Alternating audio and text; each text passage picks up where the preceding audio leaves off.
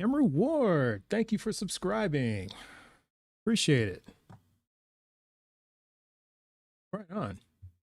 I think that was just even off the, they're not even in the chat. So cool.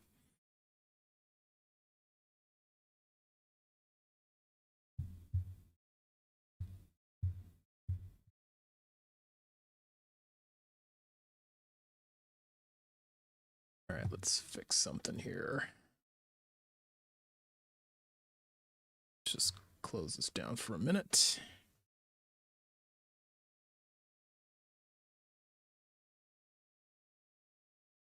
There we go. Have a redundancy on the YouTube side. Okay.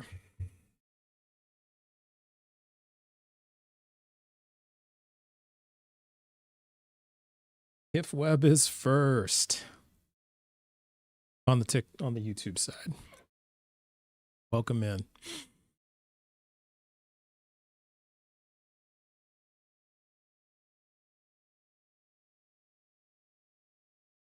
It is board agnostic. Thank you for the heart me's. Good to see you.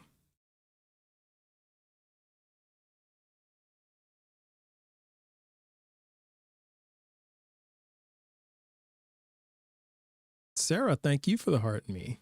Rajizi, good to see you.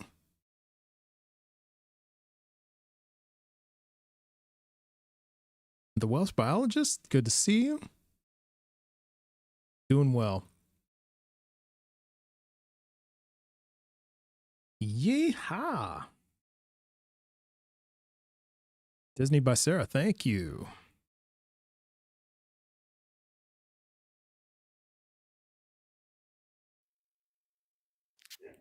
Hello. How's it going?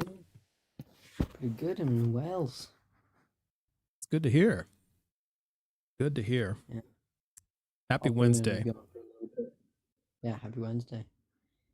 It's gonna be Thursday in 3 hours for me. Oh yeah, you got yeah, it's a little bit later for you.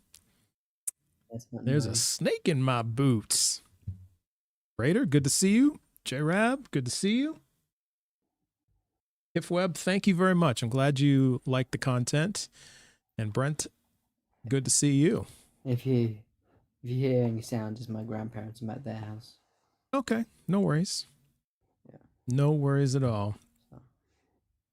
Yeah, we're just getting started, and it's trash day here, so you might hear a garbage truck. So. Oh, makes sense. I'll probably only go on for just a little bit. Waiting for my brother to text me back because gonna play a bit of Minecraft with him because I'm gonna visit him in a few days too, though. So. Oh, right on. Who cares? We'll all know eventually, but so what's the point in talking about it? Because some beliefs are extremely dangerous. Yep. Oh, no problem, Brent. I've come to the conclusion that people should not believe in God. Not even should not. Like, yeah, like maybe like specifically, you know, like something like the Christian God that should not be believed in. Yeah.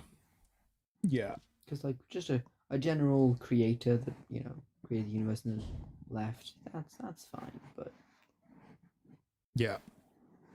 Not true, Cool Breeze. I asked the question because everybody's telling me he exists. Too many people are telling me he exists, so I need evidence. So I do not know deep down. I am extremely, extremely doubtful. Isa Secular, hello. Good to see you. So YouTube is starting to populate. That's great. Godless Engineer, good to see you. Thanks for the heart me. Saw him a couple times up on your live. Yeah. Not alone. Thank you. Thank you, Marcos. When I do watch him, he's pretty fun. Yeah. Yeah, asking whether or not something is real is not somebody Or do you secretly think it's knowing real? it's real, because that doesn't make sense. There is no If evidence I of the say- supernatural. I mean, if someone says like, "Is God real?" They're not saying God is real. I just want to know. Well, sometimes they are, but in our case, no. In the same way, a creationist is not saying, "Is evolution real?" because they believe in evolution. They're saying it because they doubt it. Yeah, They exactly. doubt it falsely because they don't have evidence. Exactly. Yeah. Exactly. Yeah. So Same with the flat earther. Is the Earth round? Yeah. They don't believe it though. you're right. Exactly. Exactly. There's loads of evidence for the supernatural. No. Provide it. All that means is that which cannot be Love. explained by science. So there is no evidence of supernatural. And here's the thing. They're just Most of the time, events it that can't be can explained. by science. Could be, yeah, but not Thing is, conclusively.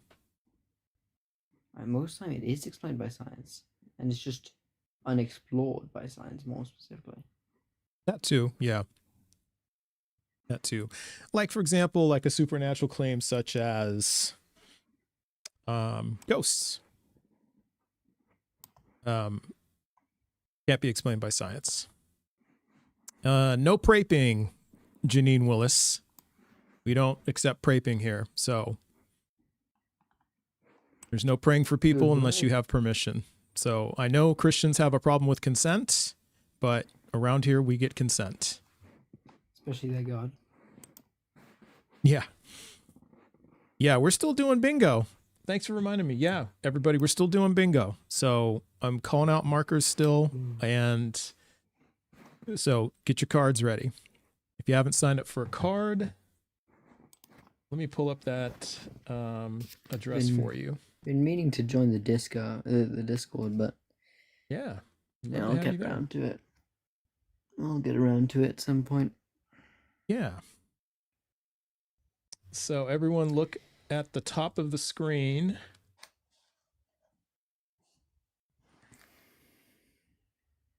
That's the link, but here, I'll post it in the chat here as well. There you go. What is this, God Wednesday? No idea. I'm here every day. So it's just another day for me. Where does your breath come from? Very good biology question. Not God, though. But I mean, I'm a biologist. I'll tell you, it comes from your diaphragm. When you contract your diaphragm, it's a muscle. It pulls down, creating negative pressure inside your lungs. And it sucks in the oxygen. So you're not actually the sucking is not it's a negative pressure. You know, like what's a good example of a negative pressure? Space. Yeah. Space. Space is Outer negative space. pressure. That's why if you poke a hole in a balloon in space, it'll go out super quickly. It'll cause a vacuum. A vacuum, that's negative pressure. So okay, so how did air get into the diaphragm? Because the diaphragm pulls down because of the muscles that contract. That causes a negative pressure in the lungs, which pulls air into the lungs. Yeah. It sucks it. No evidence that God did that. Zero evidence of that. Cue the flat earthers, exactly. I heard a Hindu apologetic based on the number 108. It's the same as similar apologetics in other religions. Otto, exactly. No difference. Oh, Goalless Engineer, thank you for the follow. Yeah. Look, Skull experiment and Philip experiment. Oh, why don't you come up and tell us about it? Because I'm asking for evidence. And if you're a Christian, that's not how you do things. Yeah. Providing an accounting for the hope that's within you isn't go look it up, go Google it. We just answered your question solely. So no such thing as negative pressure. Where is the air originating from? Plants and the atmosphere. Yep. And the laws of physics. I'm sorry, but like Jesus News Nation, like where's the air originating from?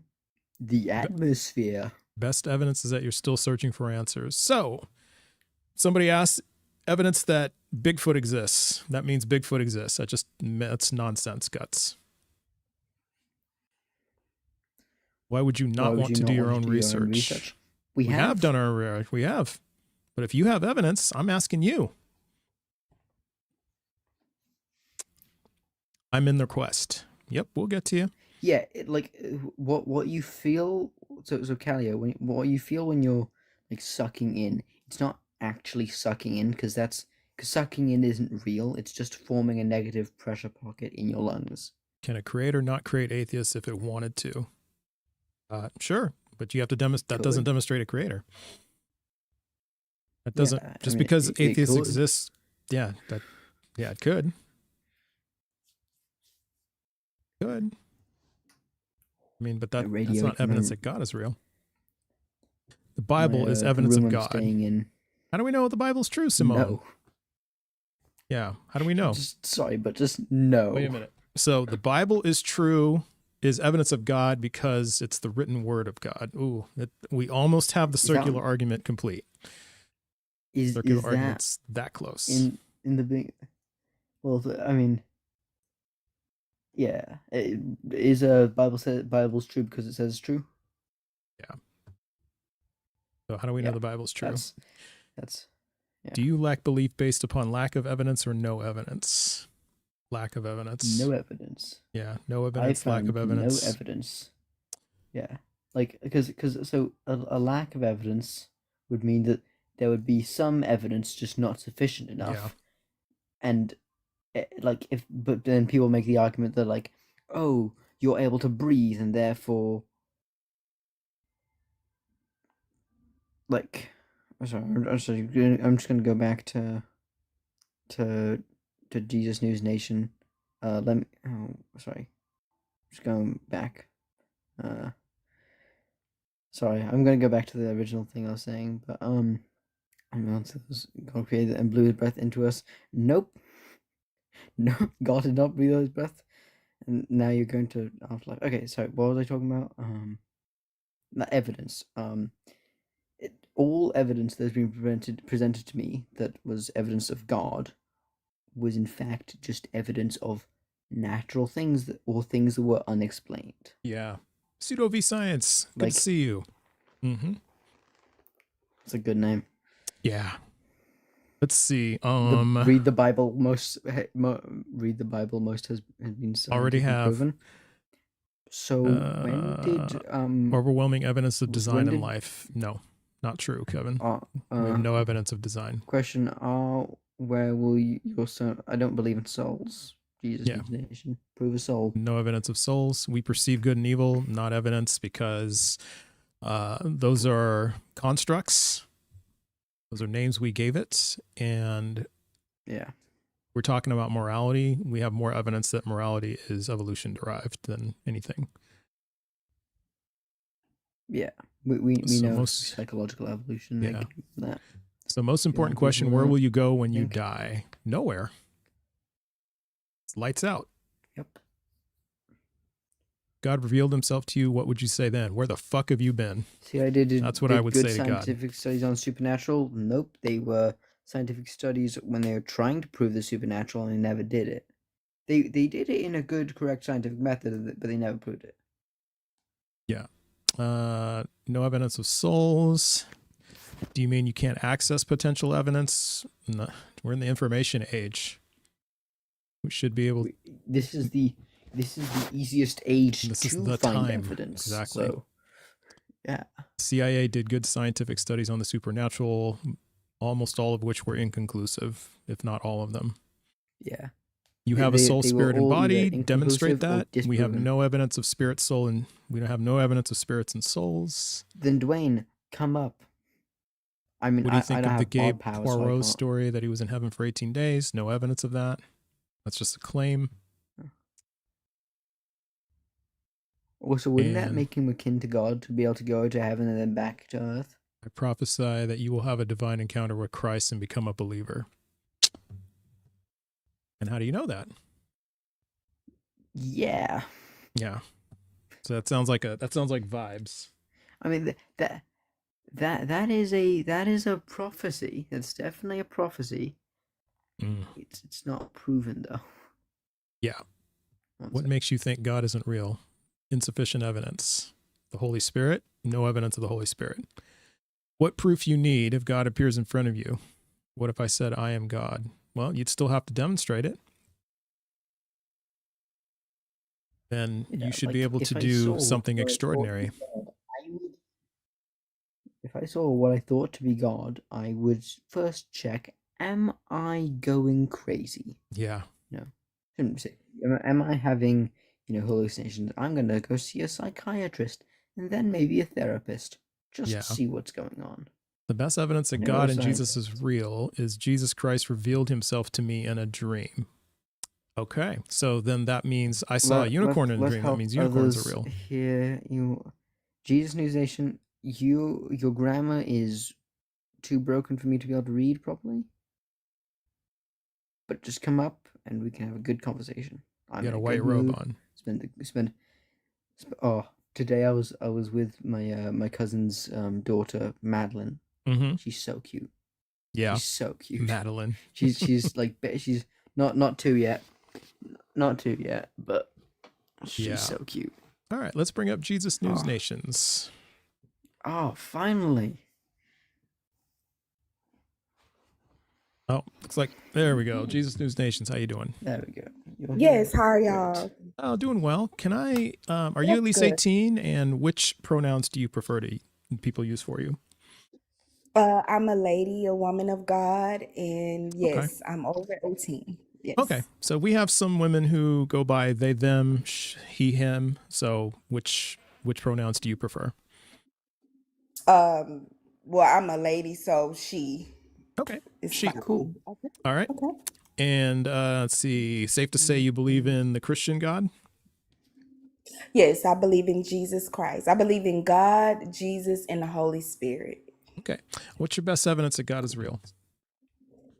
The best evidence that God is real for me is his presence for me. His presence? And his presence, yes. And what I've been through, my testimony. I don't know if you all are familiar with the statements of testimony. Okay. I've had encounters cannot be fully myself. I've had encounters myself with him. Okay. Mm-hmm. So what about the encounters of Oh, go ahead. Go ahead, Welsh. Okay. I've had encounters with what I perceive to be supernatural, and then turns out it was because I was having a mental breakdown. Mm-hmm. I wasn't having and not saying you were having a mental breakdown. You have had mental breakdowns. This is just saying that in all cases like this, it is more likely that you are just simply having mental problems. And then maybe not.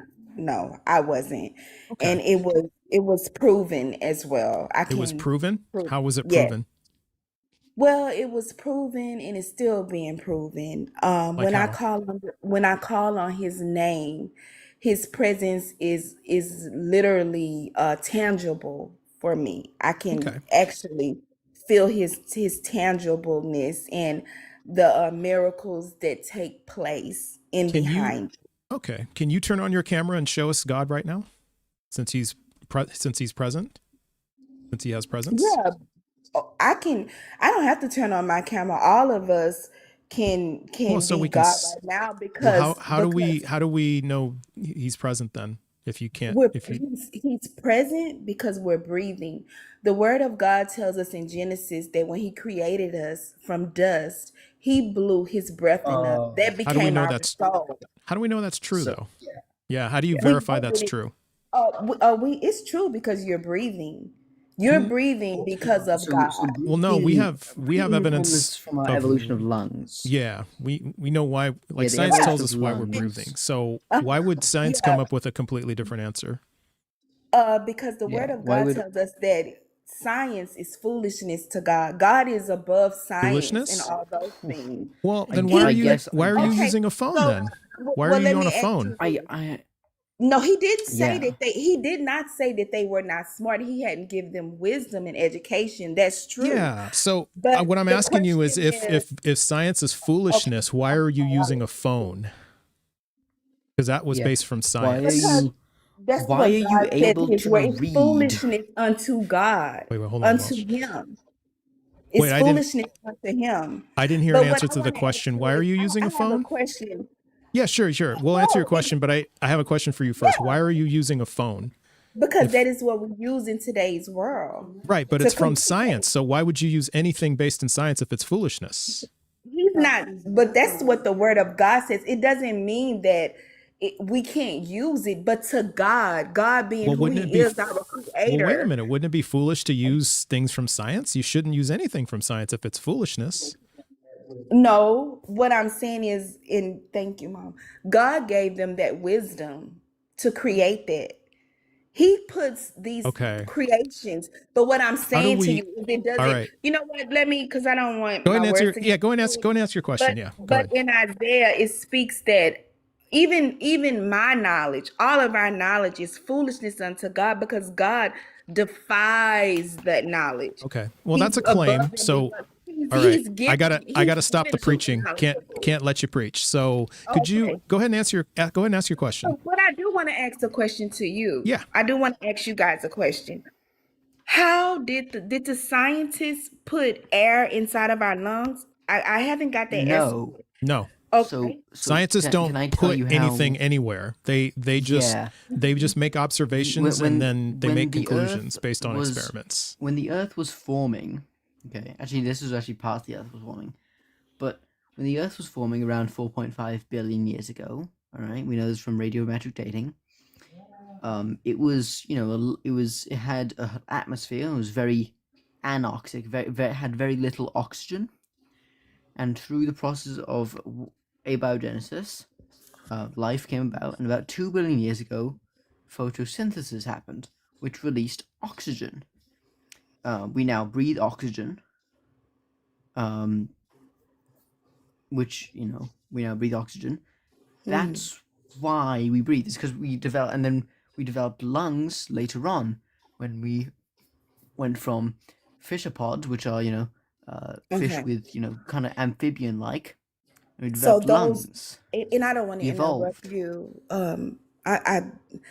Because I love science, so I'm this is an open forum for all of us. But so what I'm saying is, so did our lungs just pop into us and the oxygen they just came? They evolved off of our gills. Yeah. They evolved off our gills. From our gills. You know what a proof of that is? The fact, have you ever had a hiccup? Yeah. That's because when I think it's 330 million years ago, when we were, fishopods, because we weren't, fully adapted to being able to breathe on land, we still carry some traits from them, and then we now hiccup because it's like a fish trying to get water into its lungs because it's just a reflex. Yeah, if you've ever seen a fish, have you ever watched a fish breathe underwater? Oh, yeah. Because it does this this thing. Yeah. It does that thing. Yeah. That's the equivalent of a hiccup. Yeah. So that's a holdover due to temperature change. Yes, that too. But the physical explanation is because we are to reflex, but also temperature change just has something to do with it. But it's what's called a vestigial. Yeah, it's like a vestigial reflex. Something like that. Vestigial reflex. There's probably more. There might be even a more technical word, but okay, it's a vestigial trait. There we go. That's a better way to put it. Vestigial trait. Vestigial trait. Yeah. Well, each of us have our beliefs, and everybody has a right to their beliefs. But I stand on knowing and believing that Jesus Christ, God, and the Holy Spirit is real. He's soon to return. So it's just so important for us to know the truth. So we've actually had they've been saying that for 2,000 years that he's soon to return. Yes, he is. But and I don't want to go because he said I can't go into preaching. I don't want to go, but his return, I believe it may not look the way each of us think, but it's symbolic to each one of us. When we leave, when we give up in the word of God tells us our ghost, when we leave, our spirit goes back to him. So it's just very important that when you do leave the world, everybody wants to go to heaven. You don't want to meet hell, because there is a heaven and a hell. There How do we know is. It's that? been documented. How do we know Well, that? many people, I can speak for myself. I've had an encounter and I've actually seen it. Right. I've had experiences, but Okay. then there are people that have had droves and droves of encounters. They've been to hell for real. Well, It's yeah. very real. Okay. So we You have know people in other religions who have had encounters. So does that make all those encounters exactly. true? Yes, it It does. does? I mean, Okay. if So they're being honest about it, if they're got being it. honest about it, Okay. yes. So then did Allah split the moon in half twice? Did Allah split the moon in half Split the moon in twice? half. Yeah. That's what it I do says. not That's what it says know. in the Quran. So that happened, It right? does. Okay, well, you know what? I won't lie. I'm not knowledgeable on that aspect. I honestly do not know. Well, it's a God would testimony, know it's an best. encounter, so so that makes it Okay, true, right? so they saw them do that. They saw him do That's that. that's that's what Muhammad that's what Muhammad, peace be unto him, revealed to us. Yeah. Really? Well, Yeah. maybe that was his encounter. Maybe that Yeah. was his vision. Maybe Okay. that's something that is to come. I don't know. Everybody So we has should their be own encounter. okay. Well, we Mhm. should be Muslim then, because if that actually happened, then that proves Allah is real. Well, we do know in the word of God, God spoke, and you said that Hmm. I'm not supposed to preach, but that a great nation would come from from one of the brothers. One of them was Yeah. Christian, the other one, okay. So we do know that that nation is real, and God spoke of that. Okay. So I do believe that just as He gave Hagar encounters, I'm sure He gave other of them encounters as well, because we're all his children, All right. for So we he, should be Muslim then. yeah, Yeah. we should all have a relationship with God, Jesus, and the Holy Spirit. And Okay. if you're Well, Muslim, it's not I'm about Muslim or Christian. All of us are one body in Christ. That's okay. what Well, it's I'm about. trying to understand which God though, Jesus, because because There's only Hindus one God. will claim There's only encounters one with God. Hindus will claim encounters with their gods. So that makes it Mhm. true, right?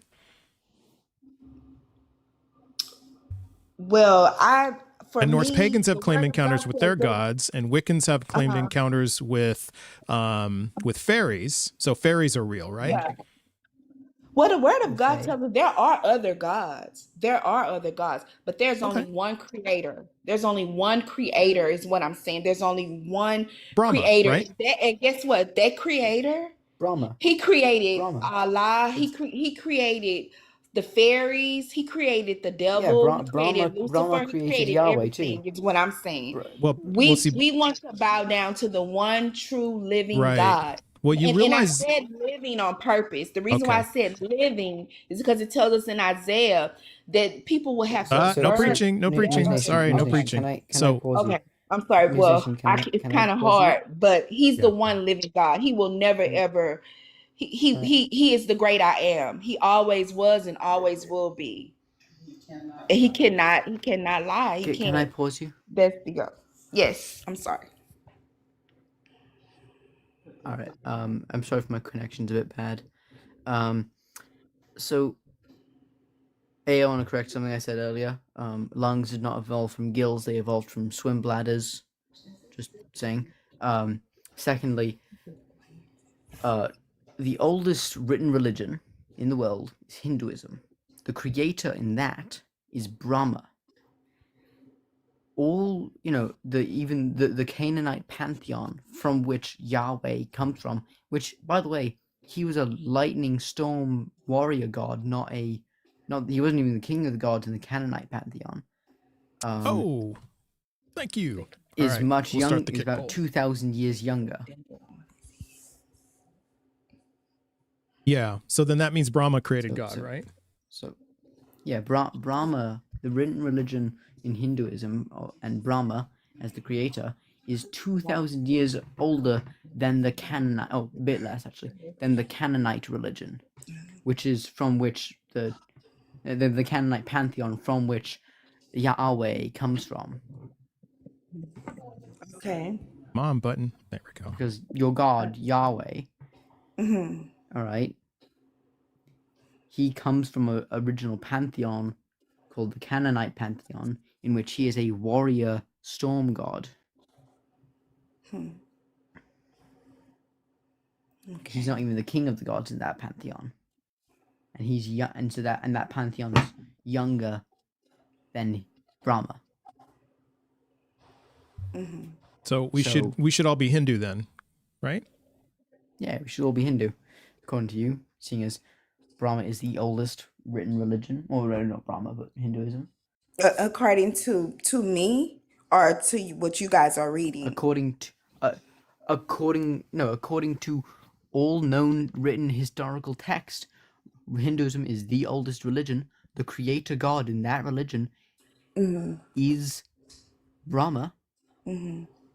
But are you sure that is the oldest known text? Because we have the book of Yahweh is about the oldest 1,000 years younger. We have the book of Enoch as well. So yeah, it's older than that. Younger. The Dead Sea Scrolls. Yeah, it's older than that. All the biblical texts are around 4,000 years old. Oh, no, about 2,500 years old. Buddhism is 4,000 years old. A full, actually, I think some of it's even 4,500 years old. A full, at least 2,000 to 1,500 years older than any of the mentions of Yahweh. Yeah. All right. Well, Jesus. Okay. Well, here, say your last bit here. Jesus News Nations. We have to move on because the chat chose to move on. We could go on and on, but I know this will be my last parting words, is that I know that God, Jesus, and the Holy Spirit is real, and I know that He's soon to return. And I'm praying that everyone will choose to go with God, with heaven, God of Israel. Thank you guys for your time. Thanks, thanks for coming up. Have a good day. Don't pray for me. I don't consent. Yeah. So no praping. Yeah. So no praping. That would be praying without consent. All right. So it was just all claims. And it was like 15 minutes of claims. Just claims and statements. All right. Let's move on to the next. Yeah, exactly. He's been soon to return for 2,000 years. Exactly. Yeah. So no evidence of that. All right. Let's move on to love.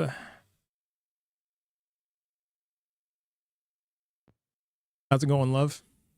Hello. How are you guys? Hey, doing well, thanks. Doing well. Are you at least 18? And which pronouns do you prefer people use for you? I am 37. Actually, I'm 37 years old. I'm past 18. Okay. And I'm a female, born female. Okay. Well, we have females that use they, them. Yeah. Yeah. So by the way, he, him, he, they. I should say, female is not a real thing, really. Coming from a biologist. Okay, so I was born. What do you want me to say? I was born a what? Like I was born. Well, it doesn't have anything to do with how you were born. It's what pronouns do you want to use? Yeah. I'm just a he. She. There we go. Go. Okay, thank you. All right. I get that's what. I'm not. I'm sorry. I'm not in the. Sorry, love. Just to pause you there, Chris. What the hell? Huh? Look at Chris's comments. Oh, what? Sorry, you continue. I can't see what Chris is saying. Okay, so love. Just let me just finish this pre stuff here. Which God do you believe in? Jesus Christ. Okay. All right. And what's your best evidence that God is real? Listen, there is no I live by faith and not by sight. So I cannot say I cannot say I have evidence, but all I can say is that I was actually born in Haiti, and I've seen what the devil can do, and I've seen what Jesus also can do. So my faith is actually coming from what I was raised around, because I know that the devil and there is I don't know if you guys would call it the devil, but whatever dark side or bad energy, Okay. Like for example, like it's people, like there's opposites of everything. All right. So if there's good and there's bad, I don't know, like, All right. Yeah. So that means then, because Hindus are raised around things too, and that gives them their beliefs. So then that means Hinduism is true? Well, I'm not educated in Hinduism. Well, no, I'm just using the same reason that you gave. So, like, thousands of years ago, ancient Egyptians were raised around, worshiping the sun god Ra and, and Horus and, all Isis and all those gods. So that means the Egyptian religion is true.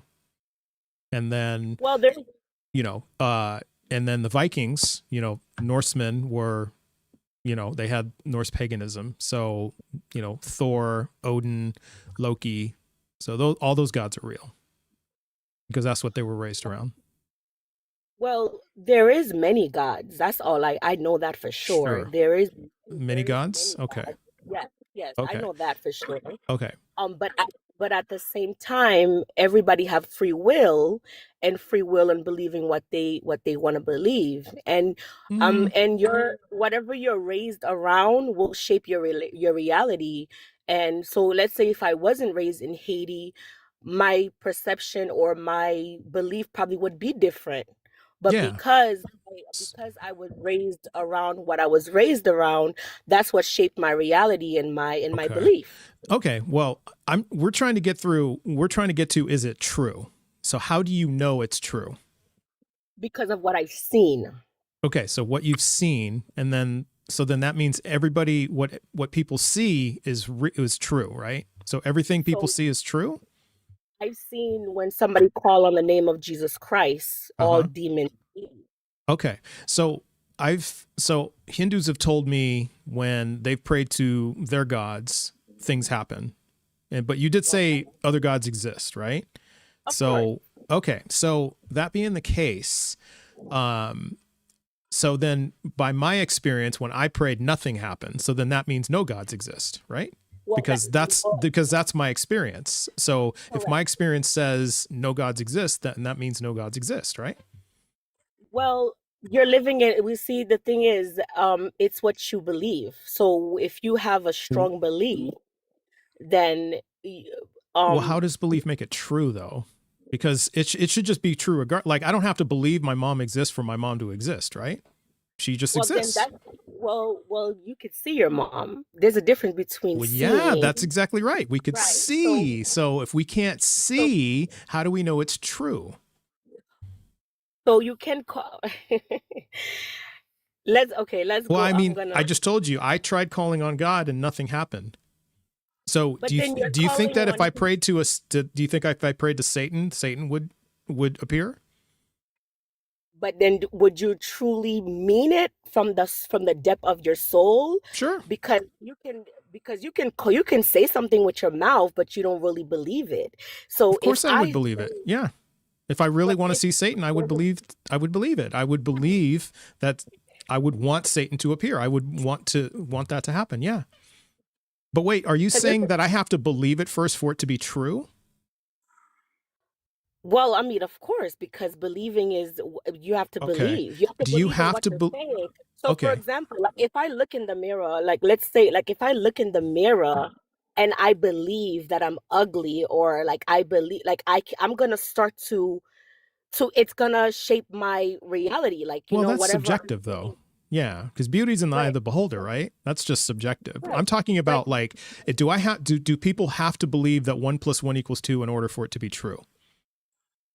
Of course you have to believe it. Why? You have to. Why do you have to? So if I don't believe 1 + 1 = 2, it's not true? That doesn't make sense. But if you don't believe it, then you're gonna be in a sense of in a denial, because people's gonna say that to you, and then you're gonna say no. So what you're seeing is, for example, like I've met people that said, "Listen, I hear this and I hear that," but I'm not gonna say to them, "Oh, you're crazy, you're that," because I don't. I agree with you on that. Yeah, I agree with denial. I'm trying to figure out if it's true. So again, if I don't believe 1 + 1 = 2, that means then if I don't believe it, it's not true. But then if somebody were to tell you yes, it's true. Would you really believe it if you don't believe you got what I'm trying to say? Like if you don't believe it, things no one can make you believe it until you believe it. Okay, so is 1 + 1 = 2 true whether or not people believe it? Whether or not people believe it is true. Yeah, it's true, right? That's what I mean. Truth is objective. It doesn't matter who believes it. It's just true, right? So that's what I'm trying to say. Is God objectively true? Is God being real objectively true? Well, the only reason I know that God exists is because this has to be an opposite that balance the bad. So I've seen evil, like I've seen evil. I've seen evil presence in the mist. How do you know, though? How do you know you've seen evil presence? How do I know it's evil? Yeah, how do you know you've seen an evil presence? How do you know that? Because somebody that chews glass, it's not ethical for somebody to eat poop or somebody to eat, like, what's right and wrong. As like in your right mind, eating feces is not a right thing to do. Are you familiar with there's a condition called pica? Are you familiar with that? But we all know that is not ethical. We all know that is not a right thing to do. Yeah. I'm trying to answer your question. I'm trying to respond to it. But do you know that it's a condition called pica? Do you know what that condition is? What is it? It is. What is pica? It's like when your iron is low or something, like you have a low anemia. Yeah, it's when you're nutritionally deficient, and then you'll eat things like glass or poop or lead or like the fence post. But that's not unethical. It's because it's what your body. It's a response from your body because you're not getting enough nutrition. It has nothing to do with ethics. It has nothing to do with morals. So that's not evil. That's like saying coughing is evil when you have a cold. That doesn't make sense. It's just it's like an outcome of a condition and that's a medical condition. Right? We could say you could call it if you want to call it that then. Yeah. So I guess I'm trying to say, I mean, it's not desirable to eat poop. That's like, it's sickening and it's bad hygienically. Yeah, it's bad for your health. I hear that. Eating glass, it'll tear up your insides. But most times people do that because they have a nutritional deficiency, or it might be a mental condition, right? But we've long demonstrated that it has nothing to do with evil spirits. The mental conditions have nothing to do with that. What do you deem as the right mind or not the right mind? Like can I ask that? That's a good question. So, like, for example, we all have, like, we do share this reality, right? But if you were standing with somebody and you don't see, if they see like a floating head go by and you don't see it, did they really see it? Or could that have been an illusion, a delusion? Like, part of their imagination. Like, for example, people with schizophrenia, right? They'll see things, they'll hear things, but that's not evil spirits. That's part of their condition because they take medication and that goes away, right? So when you take medications, do you put that sickness to sleep or do you cure the sickness? Because I know sometimes you could sedate a sickness, you could sedate it, or you could put it to sleep. It just depends. Did you cure it? But did you cure the sickness, or are you just putting it to sleep? It just depends. Sometimes it's about managing the condition. Sometimes it's about curing the condition. There are some things that you take, some medicines that cure, like polio vaccines, right? That cures polio. So it doesn't manage it. Like if you don't have to keep taking the polio vaccine for polio to stay away. But something like, medication for schizophrenia, you got to keep taking it so you can manage the condition. So, it's like a temporary effect. Yeah. So some things are temporary, some are permanent. It just depends. But that doesn't mean that, but we don't have any, that's not evidence of spirits, right? Like if it was a spirit or if it was like a demon, we should be able to, like, if it's interacting in our world, don't you agree we should be able to, it would leave behind clues. We should be able to track it. We should see it. We should observe it. It'd have a smell. We could hear, things like that. So my last question, because I know I don't want to keep going because of course I'm not gonna Okay. I'm not Last here question. All right. yeah. Yeah, that's true. You did say there was no evidence, so that's Right. fair. All right, last question. Do you believe in love? Oh, of course. And we know from scientific research where love comes from. Comes from the amygdala. Yeah. What about, so if you believe in love, like you can love somebody, what about when the person turn against, like the love that you had for that person? What do you say that is? It's emotions based on experience. So if they have an experience with you that causes them to fall out of love with you or stop loving you, then that's what that is. They have an emotional reaction based on that. So do you believe parents, or like, is love unconditional? I'm sorry, it's like I said one question, but I mean, people say that. I'm not 100% sure, but yeah, I would say so. Like, I love my children no matter what. I wouldn't stop loving my children. Okay. Yeah, I wouldn't ever stop loving my children. Now, would I, you know, if they were doing wrong things as adults, would I, pretend that didn't happen? No, of course not. I would still love them, but if they're committing crimes or something like that, yeah, I wouldn't condone that. I wouldn't support that at all, and I'd probably tell them. But that doesn't mean I love them less. I think if anything, that would tell them I love them more, because I'm trying to tell them, hey, this isn't right. Yeah. So, all right. Do you have anything else? It's kind of like, because you're more towards like, yeah, you believe in the more of a, like, how do I put it? You believe in love, but then again, love doesn't have an opposite. Kind of like, what outweighs love? Like, for example, like, like there's good and bad, right? Yeah. Things that are morally good, morally wrong. Yes. What dictates them? Like, what is the dictate of the good, and what is the dictator of the bad? Like, they're social constructs. So it's, based on, in many senses, what society says, but then in also other senses, it is based by logic. So that's what I hold, that the laws of logic dictate what is good and bad. Like, it's illogical for someone to unalive somebody, because they would be operating under a contradiction, which violates the laws of logic, because what they're saying is that I have a right to exist, but that person doesn't have a right to exist, without any regard for a reason why, like a justified reason why they should exist and that person should not. So that would be a violation of the laws of logic. It's contradictory.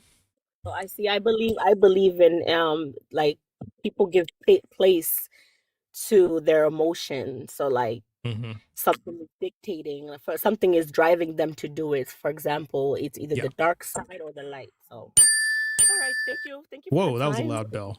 Wow. Sorry. That's okay. It's a loud bell. So yeah. Thank you for giving me a space to share my.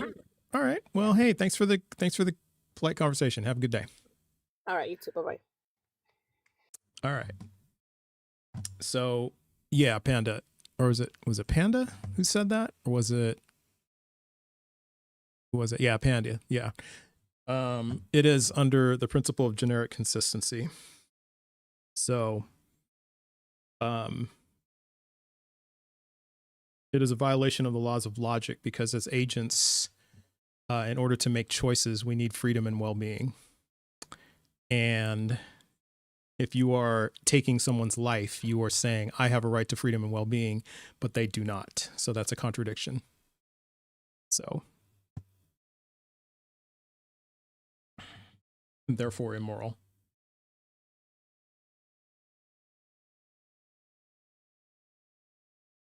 All right. Next, Jay Christos.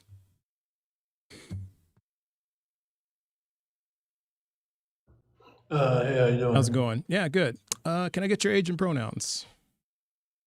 25, and I am a. Hello? Hello? Yeah, I didn't hear your. Which pronouns do you prefer? I said him. Oh, okay. Sorry, I didn't hear that. All right. Which God do you believe in? Yahweh. All right. What's your best evidence that God is real? Well, I think the universe is proof, but The I kind universe? of want to, yeah, but I kind of wanted to ask you a quick question. Why are you atheist? Just to learn about your point of view. Why are you atheist, and why do you believe that God isn't true, or why do you not take the creation of the universe as proof? Okay. So one, I'm an atheist because there's insufficient evidence of any gods existing. We have no evidence of creation of reality, of the universe or whatever you want to call our world, the universe, whatever you want to call it.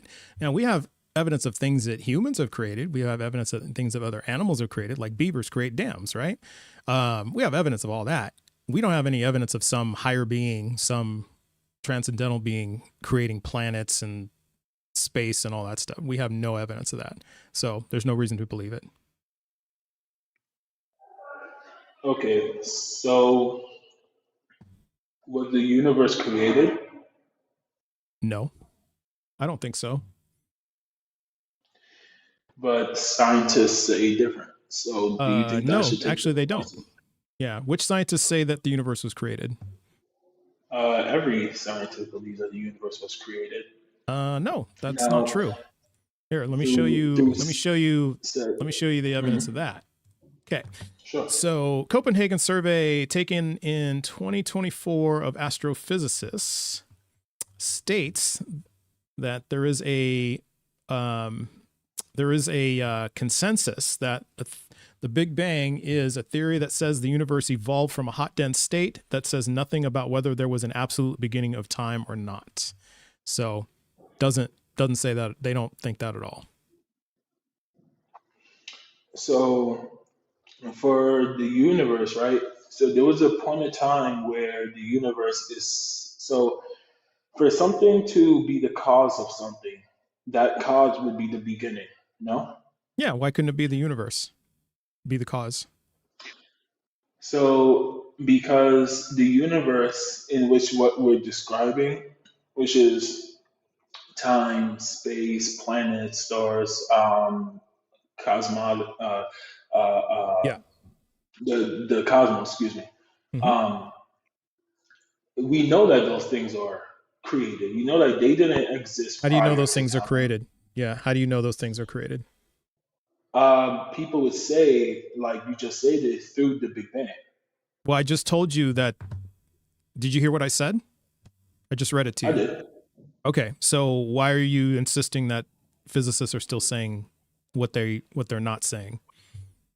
I'm confused. Because if you search up when the universe began, it was a 13.8 billion years ago. Yeah. For for something to begin, right? That Here, means let that it me has a hold starting, on. Let me stop right? you right there. Let me read it to you again. It says Okay, sure. the Big Bang is a theory that says the universe evolved from a hot, dense state that says nothing about whether there was an absolute beginning of time or not. So now, if you want to expand it further, it says an important implication of this result is that it may not be correct to say that scientists believe that the universe has a beginning, or even that it is 13.8 billion years old. Rather, it is at least 13.8 billion years old. So I'm at a loss as to why you're insisting that they say this when I just told you they do Because, not. because I mean, I could also show you my proof as well, which I would love to. Matter of fact, Sure. Yeah. I What? can do it too. Yeah. Show me some peer-reviewed papers of scientists from, say, the last 5 years that say that there was a beginning. Because this is a pretty So, recent. This was in 2024, so this is really recent.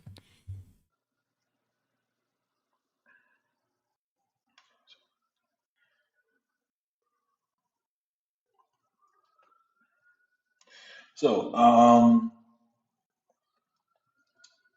So I searched up, right, was the universe created, right? And you would say that, I reject that. I reject that the universe was created. So, okay. unless you have And some evidence to show us that it was. well, first of all, it says that the universe began, right, 13 billion years ago, It right? says, And right, okay, let me read it again. An important implication of this result is that it may not be correct to say that scientists believe that the universe has a beginning. right. Okay, so pause. Right, it says it may not, and also it is a Big Bang theory, which means that neither me or you are right because we're basing off of a theory, right? So Okay, let's and just how did they put come to that. that conclusion? Like, what is a scientific theory versus a theory that, like, in the way that you and I use it? Okay, so a theory within itself, right? Really, if you want to explain the theory, we would really have to use science to, explain it. But a theory within itself is just a compilation of theses put together with hypotheses, right? So it is What? all of those then, Compilation of huh? theses put together with hypotheses? What? Yeah, right. A compilation of hypotheses, right, becomes a theory, and that's what theses are, right? How do hypotheses become theories? Hypotheses become theories through consistent um, results and proof of Results? said hypotheses. So Proof? And how do a they get the proof? hypothesis, Yeah. right? I think you're pretty Well, close. Yeah. How do they get the proof? Yeah. it would have to be done through action. So Through a actions? hypothesis, yeah, yeah. Let me just explain it all. Hypothesis, right, is an educational guess, right? Hmm. Meaning somebody said, "Hey, let me rub wood together very fast, and something's gonna happen," right? They probably Hmm. thought that the wood would probably grind down. That's an educational guess, right? Okay. Through applying those hypotheses, right? They then created fire. So now we know that through rubbing sticks very fast through that, right, you will create fire. But that's just a theory because that could just happen once. Through applying that constantly, right, and knowing that you get that every single time, because you may not just get fire, you get smoke, you get ash, you get this, you get that, right, and then you get fire. So through that theory, we now know that rubbing wood would make you fire, but we also know that holding a magnifying glass under a sun ray will also get you fire, right? So there's multiple theories of getting fire, right? But it's through the hypothesis through the educational guess of hypothesis of friction, right? Through the educational guess is how we got to that theory, right? So Right. they would have to That's not they would true. have Sorry, I got to stop you there. It's well, that, you were getting there, and then you like went way to the left. So no. So so okay. are you So saying that? it's a scientific theory is it's an explanation of some aspect of the natural world. Like in this case, let's just take, rubbing two sticks together will create fire, right? So that would be like some sort of observation, right? So if a scientist says, if I rub these two sticks together, it causes fire. So that would be the hypothesis. And so they test that hypothesis by doing a series of experiments. And then they come to a conclusion that, yeah, indeed. It becomes now that's just a conclusion. It becomes a theory, a scientific theory, when a body of scientists, when multiple scientists, they repeat the experiment and they get the same results. And then they all concur. It's peer reviewed. So that's the peer review process. Like, for example, germ theory. So germ theory. So if you just call now, would you just call germ theory just a theory? Does that mean that you don't wash your hands? No, and also Okay. that's exactly what you said. Exactly what I said.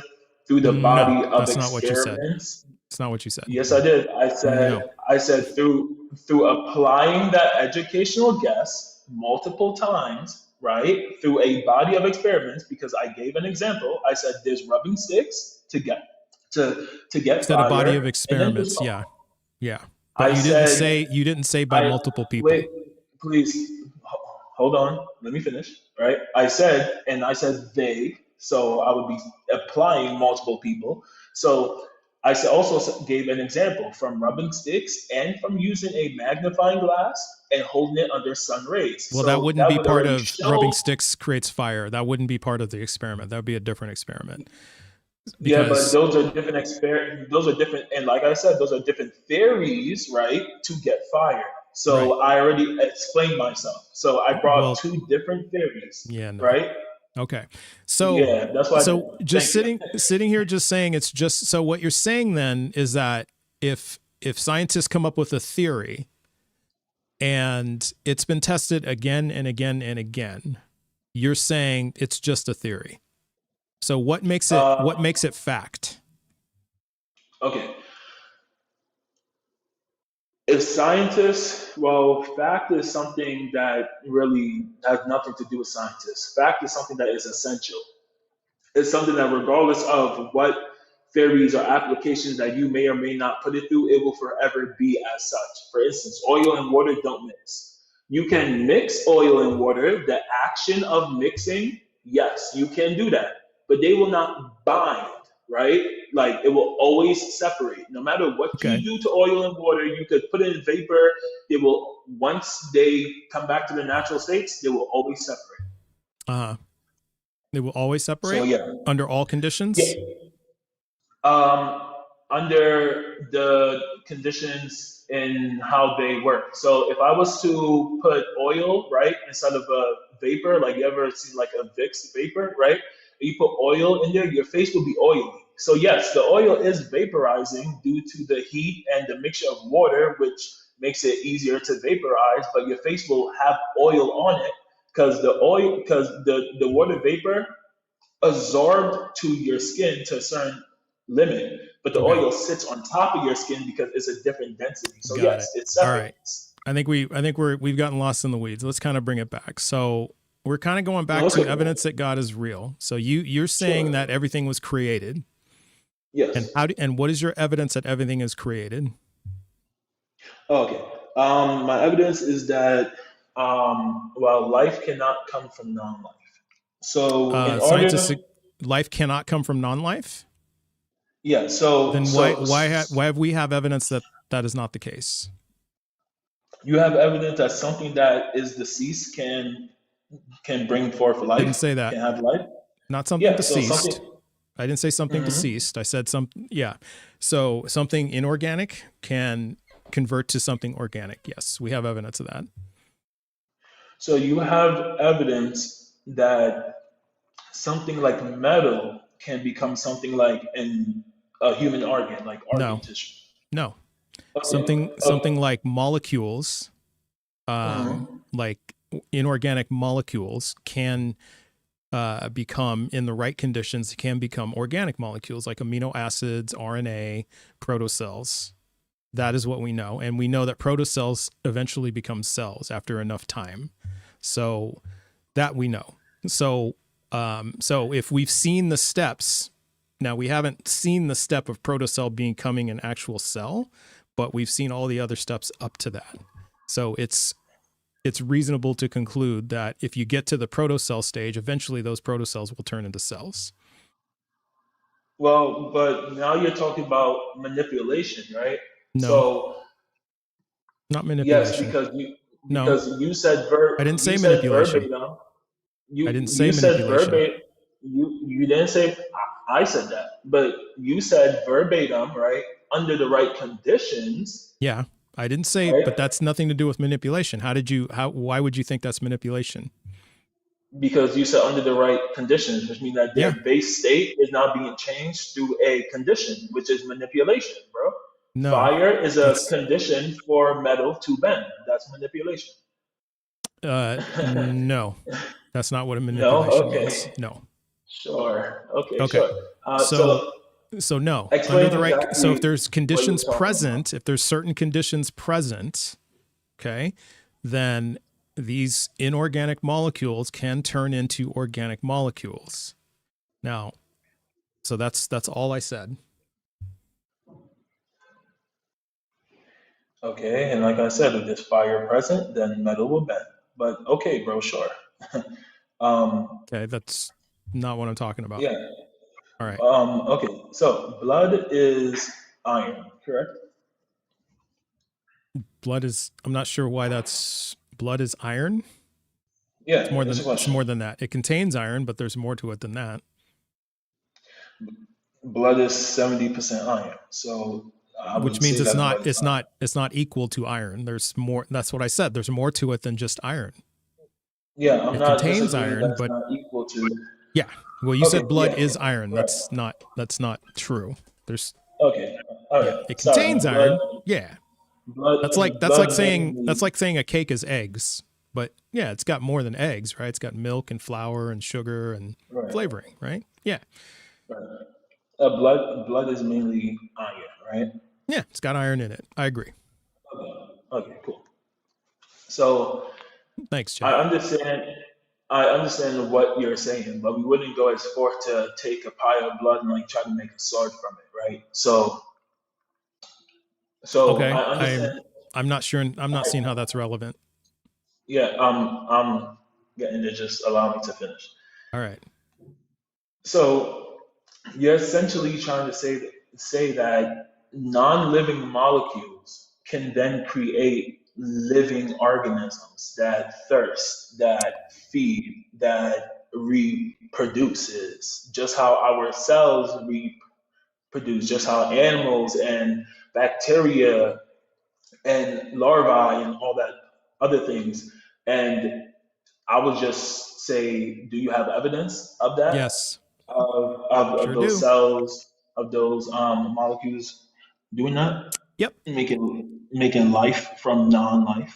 Yep. It's in my Discord. It is since the year 2017. Well, it started the Miller-Urey experiment in 1952, but since 2017, they've actually done a series of experiments that they have observed inorganic molecules going from inorganic to protocells. And then, like I said, we already have strong evidence that protocells eventually turn into cells with enough time. So we've done every step up to accept it becoming a cell, just simply because we don't have that much time. It takes a long time to get to that point. But yeah, there's a team of scientists. Juan Perez Mercader and his team have been researching this. So it's been since 20. So we're going on 9 years. We're on 9 years of this, and so they've taken like incremental steps, and they've gotten closer each time. So most recently in 2025. Okay, but what I'm reading is that study isn't like sound. It isn't like something that's a fact. It's just Which being study are you tested. talking about? The one that you're speaking of, I just searched Yeah, up. which It one? says I said that, they've done a series of them. So which one are you talking about? You said that study, but which one? well, I'm speaking of the topic in which you're speaking of, including those studies, but that one that you're talking of, Which which one? is Yeah. that topic, right? Which is life coming from non-life, right? Okay, there's seven that I just talked about. So which one are you talking about? I talked about 7 of them. All of those studies All of them. all of them, right, have not currently been proven as a fact. It is still being tested. Correct? Okay. They're still being tested and they've been peer reviewed. Yeah. Okay, but it's still not a fact though, right? Okay. Still not a fact. All right. Okay, Which means that means technically gravity is not a fact. It means technically germs are not a fact. Right? No, because germs are something that we can It's germ theory. test to yeah, bro. All because it's a theory doesn't mean that's not a fact. The word theory Like we just Whoa. like Head spinning. Head the turning. yeah. Whoa. Yeah, Neck. because Whoa. words, yes, bro, it is head spinning when you try to manipulate grammar. The word within context, bro, even though we're using the word theory, we know that germs is something that definitely exists. So Oh my we're God, I'm not just clipping this. guessing, I am so clipping right? this. Uh-huh. Yeah, sure. Go ahead. Thank you. All right. So wait, hold on. So are you saying that germs existing is just a theory? Like you don't know if germs actually exist? Are you saying that? I'm just going by what you're saying, man. You're I'm saying it, asking you a you question. started with you started with You're a grown man. It's a you simple yes or started no. with you started with it's just a theory. We went into this whole like 10-minute You're a grown discussion about man. what a It's a theory simple is. yes or All right, I'm no. not finished Just talking. answer Hang my on. I'm still question. talking. I'm still talking. Let's not But interrupt. you're cutting me off. So, because you asked me a question and I'm answering the question. So, No, you're not. okay. You're So monologuing. first you said it's just a theory. Okay. Then you said, and then we went in this whole discussion about what a theory is. I asked you if it's different from fact. You said it's different from fact. And now I'm saying, yeah, so then that means Uh-huh. germ theory is not a fact. I'm going by what Okay, you and just said. So okay, I'm using okay. your words. I'm not manipulating speech at all. I'm going by what you said. And my You question said a was, theory is not a fact. So you said, and my okay, then question germ was, theory is not a fact. and my question was,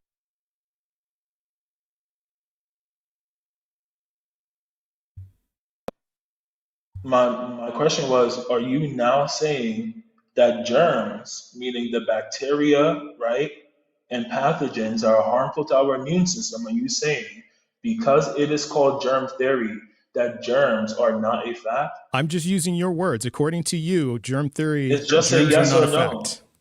According It's to just you, a yes no. or no. Using your words, no. No, those aren't my Using your words, no. those. It's not a fact. It's just a theory. Exactly. Be a coward and run away. So now, moving on, right? Oh Thank you. boy. Moving on, right? Did you by chance play football? Move. It's a theory. Think about it. It's a theory Moving that you on. played Yeah. football? Think about it. Yeah. Moving on now, right? Okay. We can tell you played Yeah. football. Right. Um, How many concussions did you have? for as much 4? as your parents had to have you, bro.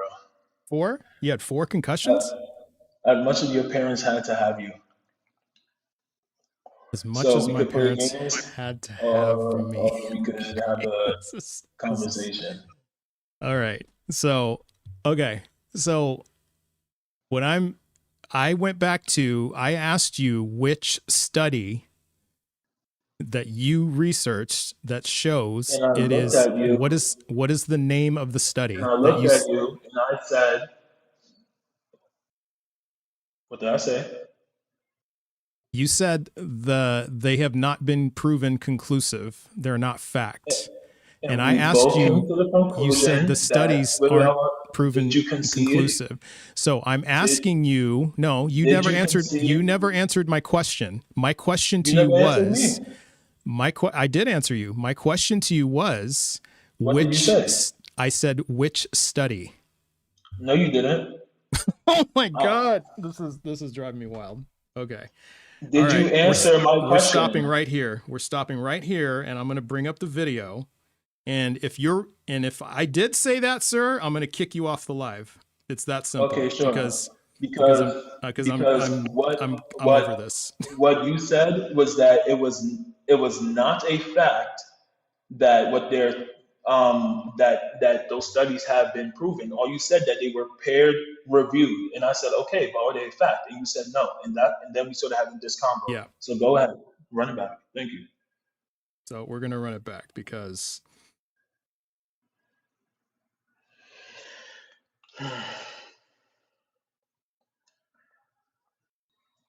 Remember, you conceded that it wasn't a fact. Okay, and that it's still being studied, and it's just been paired reviewed. That's what you said. so we're going on 9.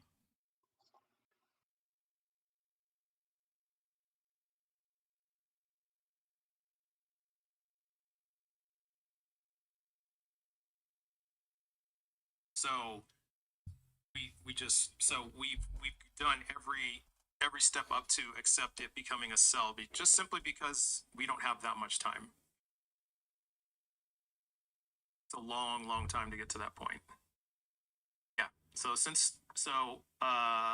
there's a team of scientists. Juan Perez Mercader and his team have been researching this. So it's been since 20. So we're going on 9 years. We're on 9 years of this.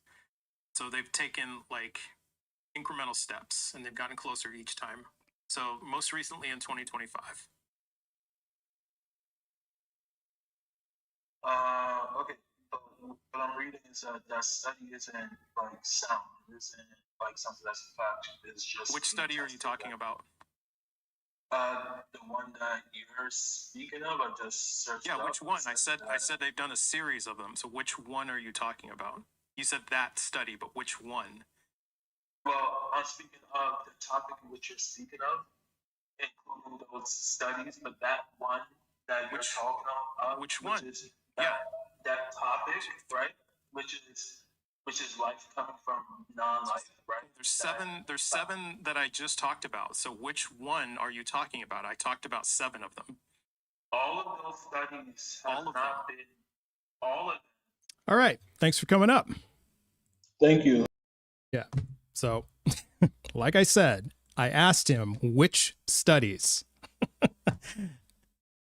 So, all right.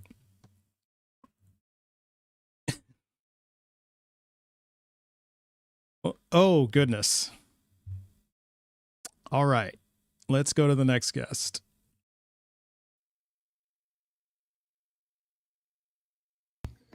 How's it going? Hey, what's up, man? Hey, not much. Can I get your age and pronouns, please? 31, he, him. All right. Which God do you believe in? God of the Bible. All right. What's your best evidence this God is real? I would say the universe as well. The universe? Okay. And what about the universe demonstrates that God is real? I think for me, it points to there being a beginning. There points to there being a beginning. Okay. And why do scientists not agree? So why do they not agree? Yeah.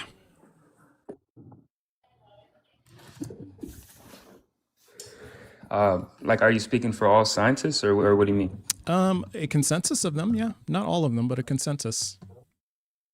And I'm not speaking for anybody. I'm okay. Saying I'm just repeating what they say. So I'm not speaking for anybody. No, you said you did when you said why do scientists not agree, right? Yeah, a consensus of scientists don't agree with you. So I'm asking you, why don't a consensus agree with you? That there's a beginning. So here's the meaning of the Big Bang. It has been claimed that the Big Bang represents the beginning of time, and this is a view now taken for granted. So that's the first part. The last part of this, an important implication of this result, that it may not be correct to say that scientists believe the universe has a beginning, or that it is even 13.8 billion years old. Rather, it is at least 13.8 billion years old. This 68% says a theory that says the universe evolved from a hot, dense state that says nothing about whether there was an absolute beginning of time or not. So again, I ask you, why don't a consensus of scientists not agree with you?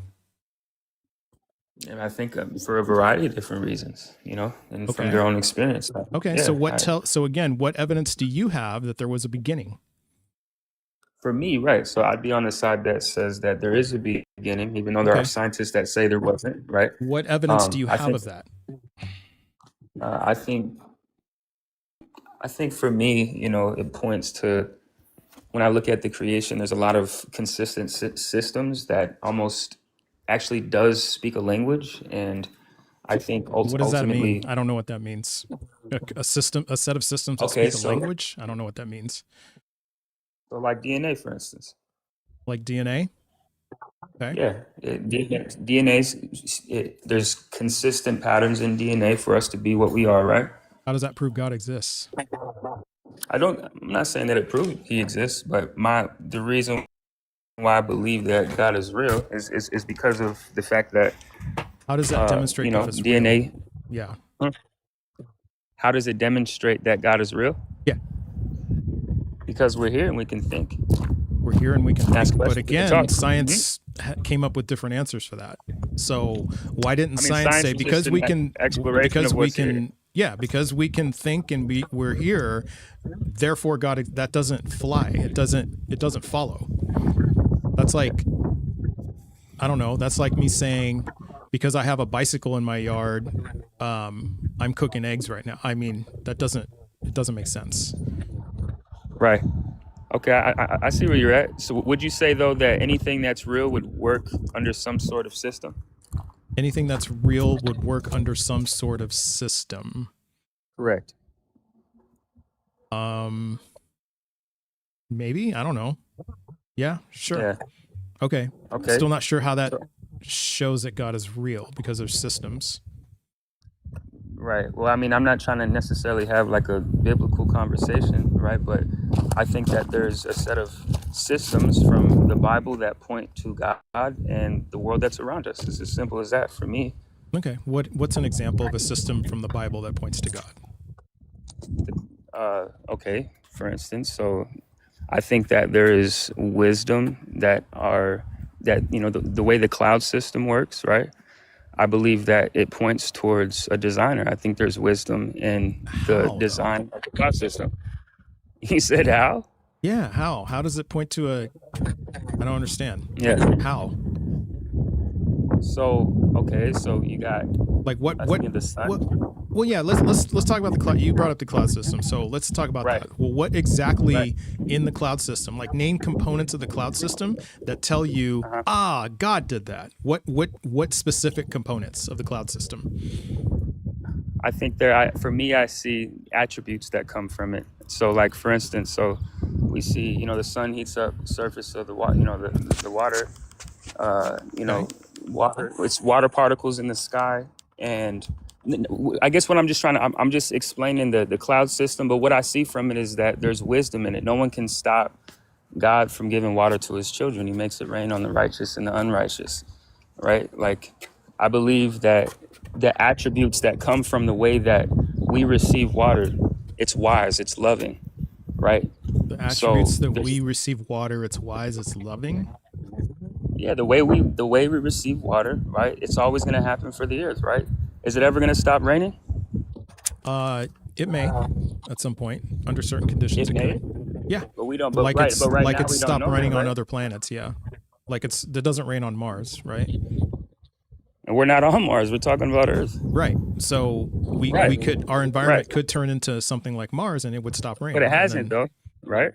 So now we're just talking about you asked would it ever stop raining, and I said it could. Asked me why I believe in that God, that I can see God through the cloud system. That's what you asked me. Yeah, I don't see how that has anything to do with a God being real, because we have explanations for all that. We have explanations for the formation of clouds and why it rains, and it's got nothing to do with God. That's your perspective, which I respect, but I'm just saying you're asking me, right? So I'm telling you that I see attributes. I see qualities. Right. You see the qualities, but okay, well, that's you. And I respect that too. I'm trying to get at the point where, like, I'm trying to get you to convince me, right? I'm trying to listen to what you're saying, and I know maybe you're not trying to convince me, but I'm trying to be convinced. That's just what my goal is, right? And so when I'm hearing this, I'm trying to work with you here. So when I'm hearing this and I'm hearing, like, there's like this huge gap where you just say, I see the attributes in the cloud, in the precipitation system. Okay. So clouds form, precipitation builds, and then it rains, and therefore God exists. And I don't see the connection at all. That's like a huge leap.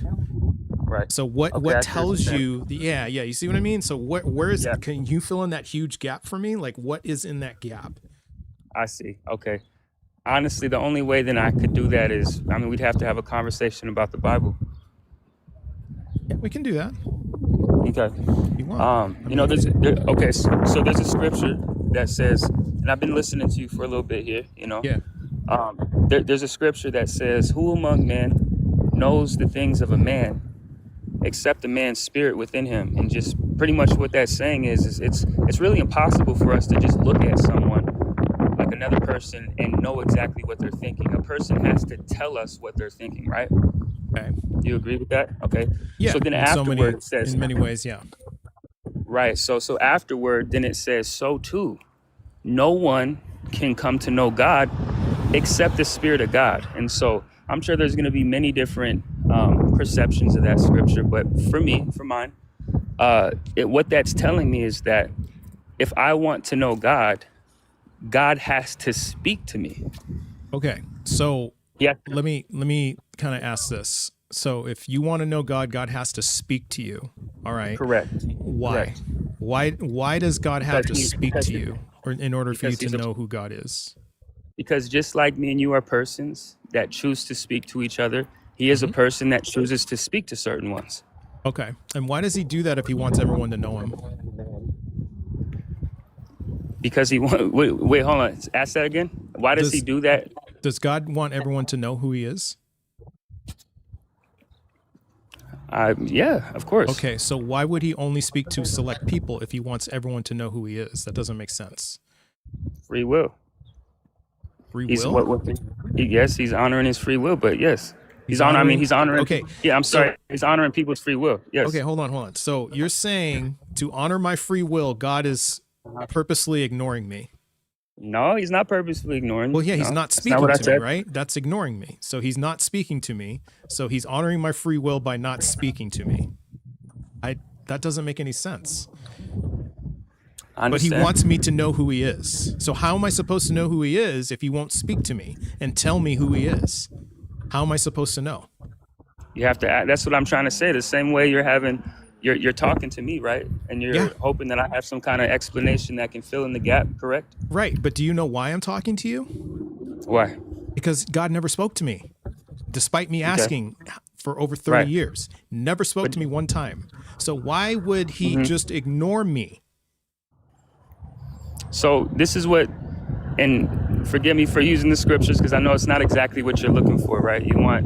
No, it's fine. You'll just have to demonstrate that it's true. Whatever you're saying out of the scriptures, you'll have to demonstrate that it's true, because that's just a claim, right? It's just a claim. So you have to demonstrate whatever it says to be true. Right. You have to prove it.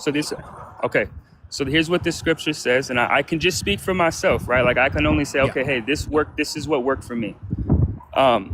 What the scripture says is the one who is pure in heart will see God. Now, what does pure in heart mean? I'm not exactly sure, but all I can say is that's what the scripture says, and I believe that if one finds a way to purify the heart when they speak to God, God will speak back, and that's all I can say. Yes. You have. So you must be pure in heart. You asked if I spoke to God. I said yes. I try to talk to God. No. Has he spoke to me? Yeah. Has God spoken to you? Not audibly. No. Not audibly. Okay. No. Okay. So again, how do you know that God is real? Again, so I think Well, how do you know that what you just said in the Bible is true? Because if you have not personally heard God, but it says it's only because of pure at heart. But how do you know that? How would you be able to test whether it's a pure heart or he doesn't exist? Because they both come out the same way. Right. So I guess, can I ask, because you said for 30 years, right? You've tried to talk to God. And I was a Christian for over 30 years. Yeah. Never heard him one time. Oh, you were a Christian for 30 years. Okay. Yeah. I was going to go in the seminary. Why so long? I was going to become a priest. Why so long? If it wasn't real? Denial. You felt like fear. Oh, I see. Okay. Well, I mean, I just want to respect your choice. I feel like, if you've been in something for 30 years. Wasn't a choice. Well, I mean, I guess what I'm trying to say is, right? I can't choose to stop believing something. It's either I'm convinced or I'm not. Well, and I'm not trying to disrespect you from the angle you're speaking on. I'm just making a distinction. It's not choice. Belief isn't a choice. We have. Well, no, it was a choice. No, it was a choice to leave Christianity, correct? Right, but why would I? If I don't believe in Christianity, why would I stay in it? I'm not telling you to. And what I meant by respect. I'm asking you because you said it was a choice to leave. Well, yeah, that part was a choice, but why would I continue to be a Christian if I don't believe in the God? That doesn't make sense either, right? Yeah, and I'm just saying I'm not telling you to do that, and I want to respect your choice. I'm just simply asking you, why would I do that? Because you said it was your choice to leave. Well, right. Of course, that would be the logical thing to do. If you don't believe in Christianity, if you don't believe in the God of the Bible, there's no point in being a Christian anymore, right? There's just no point. I agree. Okay, there we go, and that's why I chose to leave. So, right, I respect it. But it wasn't like, you know, it wasn't much of a choice. I mean, it was either stay or leave, and then it just it would just be silly to stay and pretend to be a Christian. That doesn't make sense either.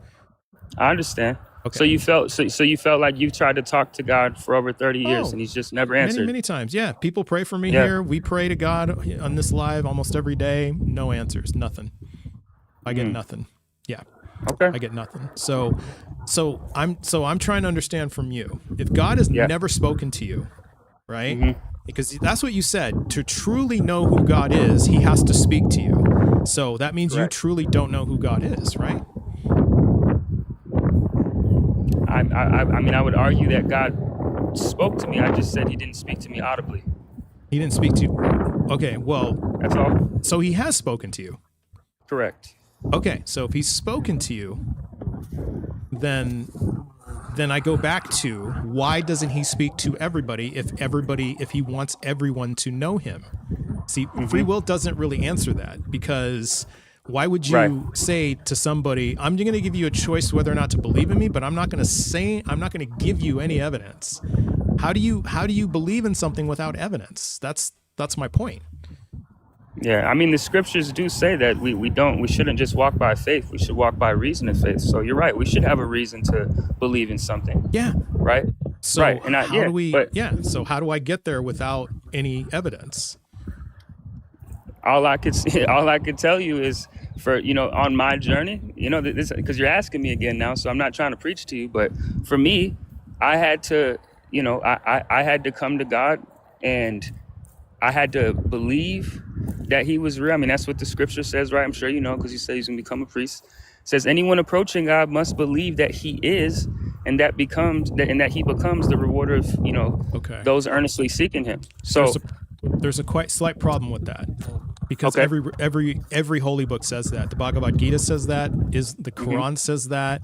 The Sikh religion holy books say that. So if they all say that, and also Scientology says the same thing. So if they all say the same thing, you have to believe first, and then you will see the truth. How do I know that what you just read me is actually the truth? Because if the Bhagavad Gita says that, then we should all be Hindu. You would agree with that, right? Not necessarily. I think so. Okay, go ahead. Go ahead. That's just not making sense, because if I'm just your giving book you my says, piece, but I know, I hear that. But if your book says that, and the Bhagavad Gita says the same thing, if Islam says the same thing, then how would we know but what you're saying is true if multiple other competing religions say the same exact thing? Well, so all right, so that might just be like a principle then. Correct? Wouldn't you agree? If there's multiple religions that are so but now if we throw in one more piece to that. Sorry. Okay. If we throw in one more piece to that, if we have other people in other competing religions who, like you said, yes, my God spoke to me, then what do I do? So if somebody says, yeah, Vishnu, Brahma, and Krishna of the Hindu religions, of their gods spoke to me, I know for a fact these gods are real. And it also says in my book the exact same thing that you just said. So we've got two pieces, because I've actually had a Hindu monk tell me that he literally saw the Hindu god, literally saw it. Okay. Right. And he said, there's nothing you can tell me that would convince me otherwise. He said, that's what he told me. So by that token, we should all be Hindu, right? No, just it's like, okay, so if you come to know, I'm trying to give an example here. You already just said you don't believe in God, right? Like, you don't believe in God. Yeah, because it's all insufficient evidence. Because again, if you're all saying the same thing, and then saying, and that's what makes my God real, then none of your gods are real. because you can't have the same evidence for different conclusions. It doesn't make sense. That's like Well, I saying never if you made. find, well, no, it's like this. It's like Go ahead. if you found evidence of a crime, Yeah. right? And Mm-hmm. you say it points to all 5 of these suspects. Well, that you don't have a suspect. You see what I mean? Only one person can commit the crime, right? So I think from you where see the what I mean? state that. oh, CBJ Yeah, no, Ray. Welcome for everybody sure, from for sure. CBJ. Okay, sorry about I that. see Go what ahead. you. Yeah, you see what I'm You're saying? good. No, I see what you're saying, but Yeah. but I think first, because what we're talking about is there even a suspect, right? And that we have to get there first. And if that's not there first, nothing else is on the I table. totally agree with you, and I don't think there's a Right. suspect. Yeah, we Right. have no That's suspect. what I'm saying. So I see. Yeah. Yeah, and I don't, there's nothing I could say to, give you my experience, right? I can't. There's nothing I could say. I could tell you about my experience, but I can't give you it, right? Right. Well, And if you you've could. been in, how? Well, you could tell me about your experience, but then the next question I would ask you is, again, I met a Hindu monk who had an experience saying he saw his God. So how do we Right. distinguish between your experience being true and his experience being true? Because you both can't be right. Discernment. Discernment. Correct. Discernment. Okay, but how do I Right. discern that as an outsider? You would have to choose to experience it. And Choose so this is to what I mean by experience it? right.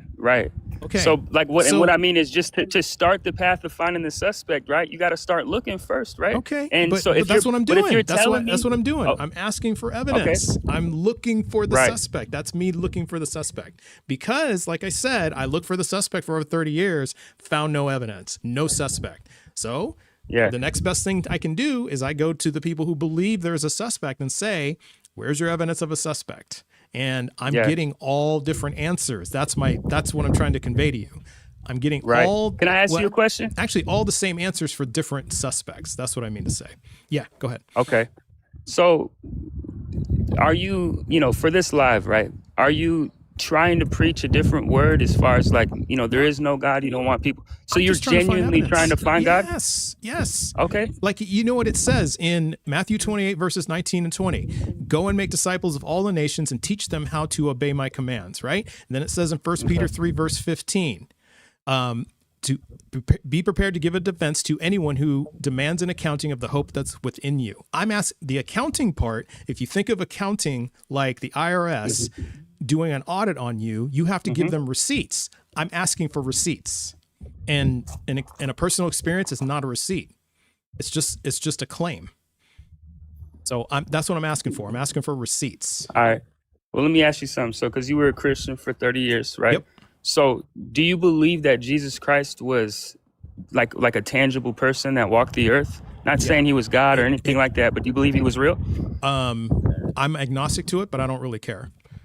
I mean, whether or not he was I'm not asking if you it care. doesn't move. I'm not Even asking if if he you was care. real, well, even if he was real, it doesn't move the needle. Okay, he's real, but that doesn't mean God is real, because now you're gonna have to prove divinity, right? You have to prove he resurrected and rose from the dead and performed all those miracles. No evidence of any. Well, we're of that. trying to talk about. Zero Well, we're evidence. trying to talk. What I'm trying to find ground in, right? Because you said you're trying to look for God, Yeah. wholeheartedly, Yeah. right? Okay.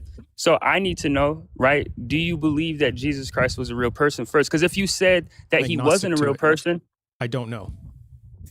you don't know. Yeah, Okay. like there's evidence that that he existed, but there's evidence that he didn't. Okay, so that just puts me firmly in I don't know. But then that would mean then, because we have strong evidence that Muhammad is a real person and he received revelation from Allah. That's the claim. Right. So just because Muhammad existed does not mean he received revelation from Allah, right?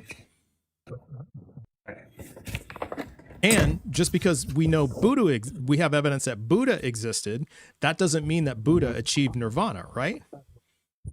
Right. Right. So evidence, so existence doesn't automatically equal divinity.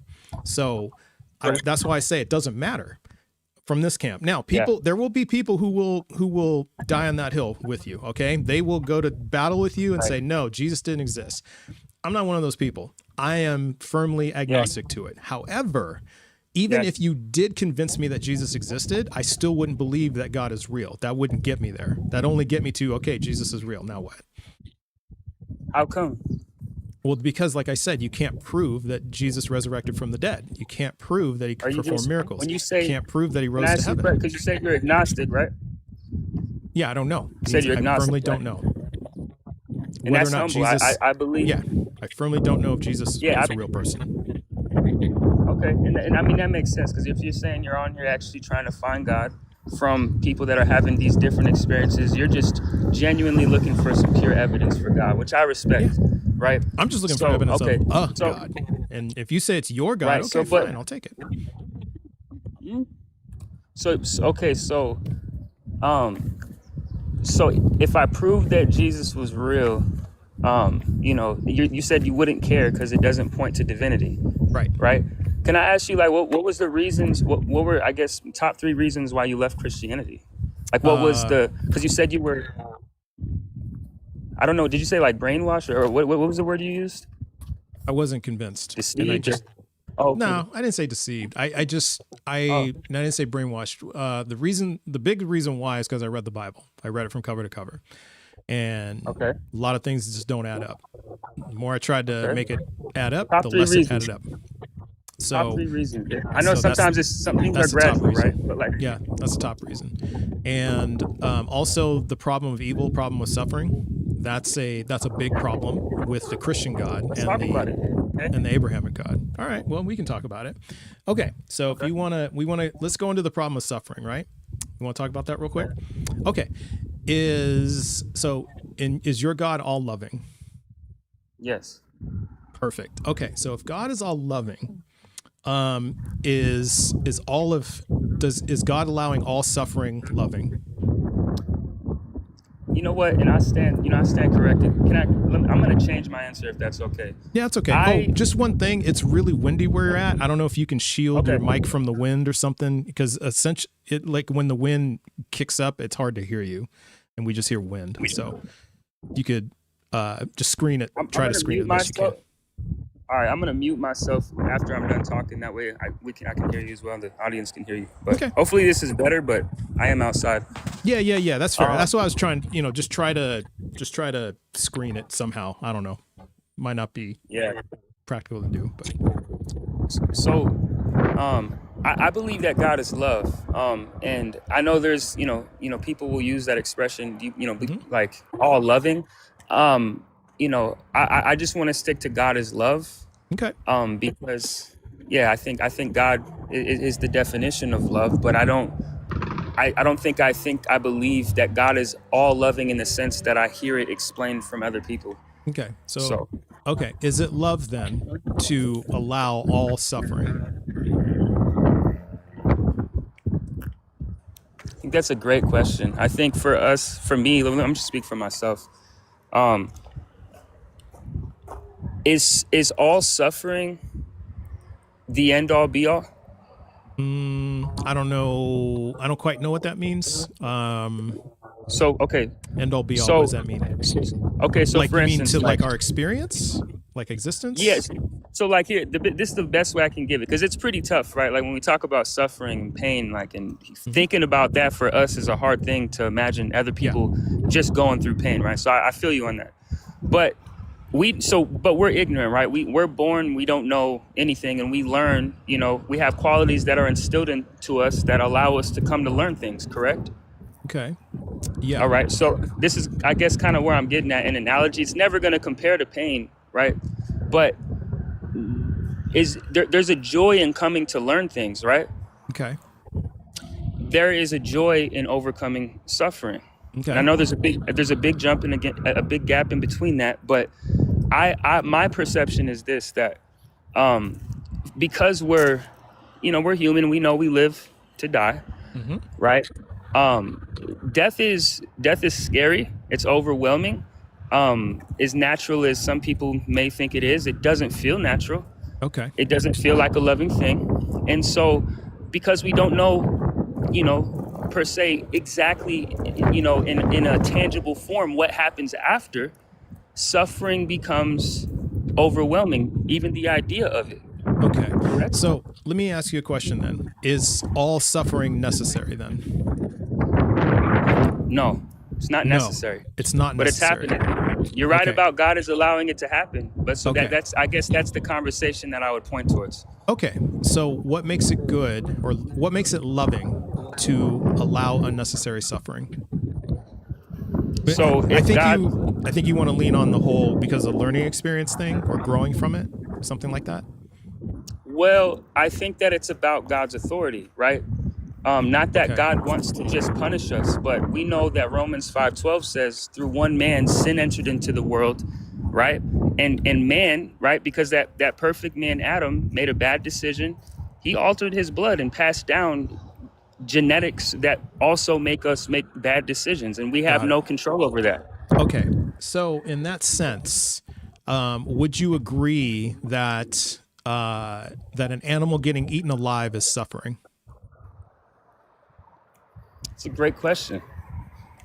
Would I agree that an animal being eaten alive is suffering? Yeah.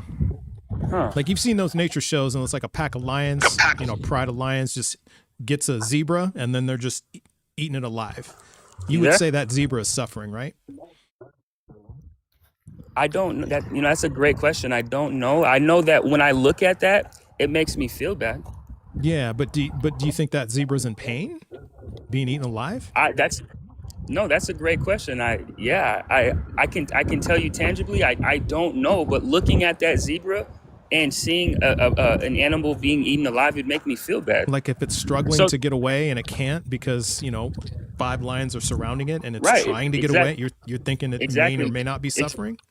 No. So what I'm saying is I can't, the same way you argue that God is not real because you want tangible evidence, I'm going to hang on that too. And I'm just going to tell you that from the looks of it, I'm going to feel bad because, it looks like that zebra is suffering. I'm not asking if you're feeling bad. I'm asking if the zebra is suffering.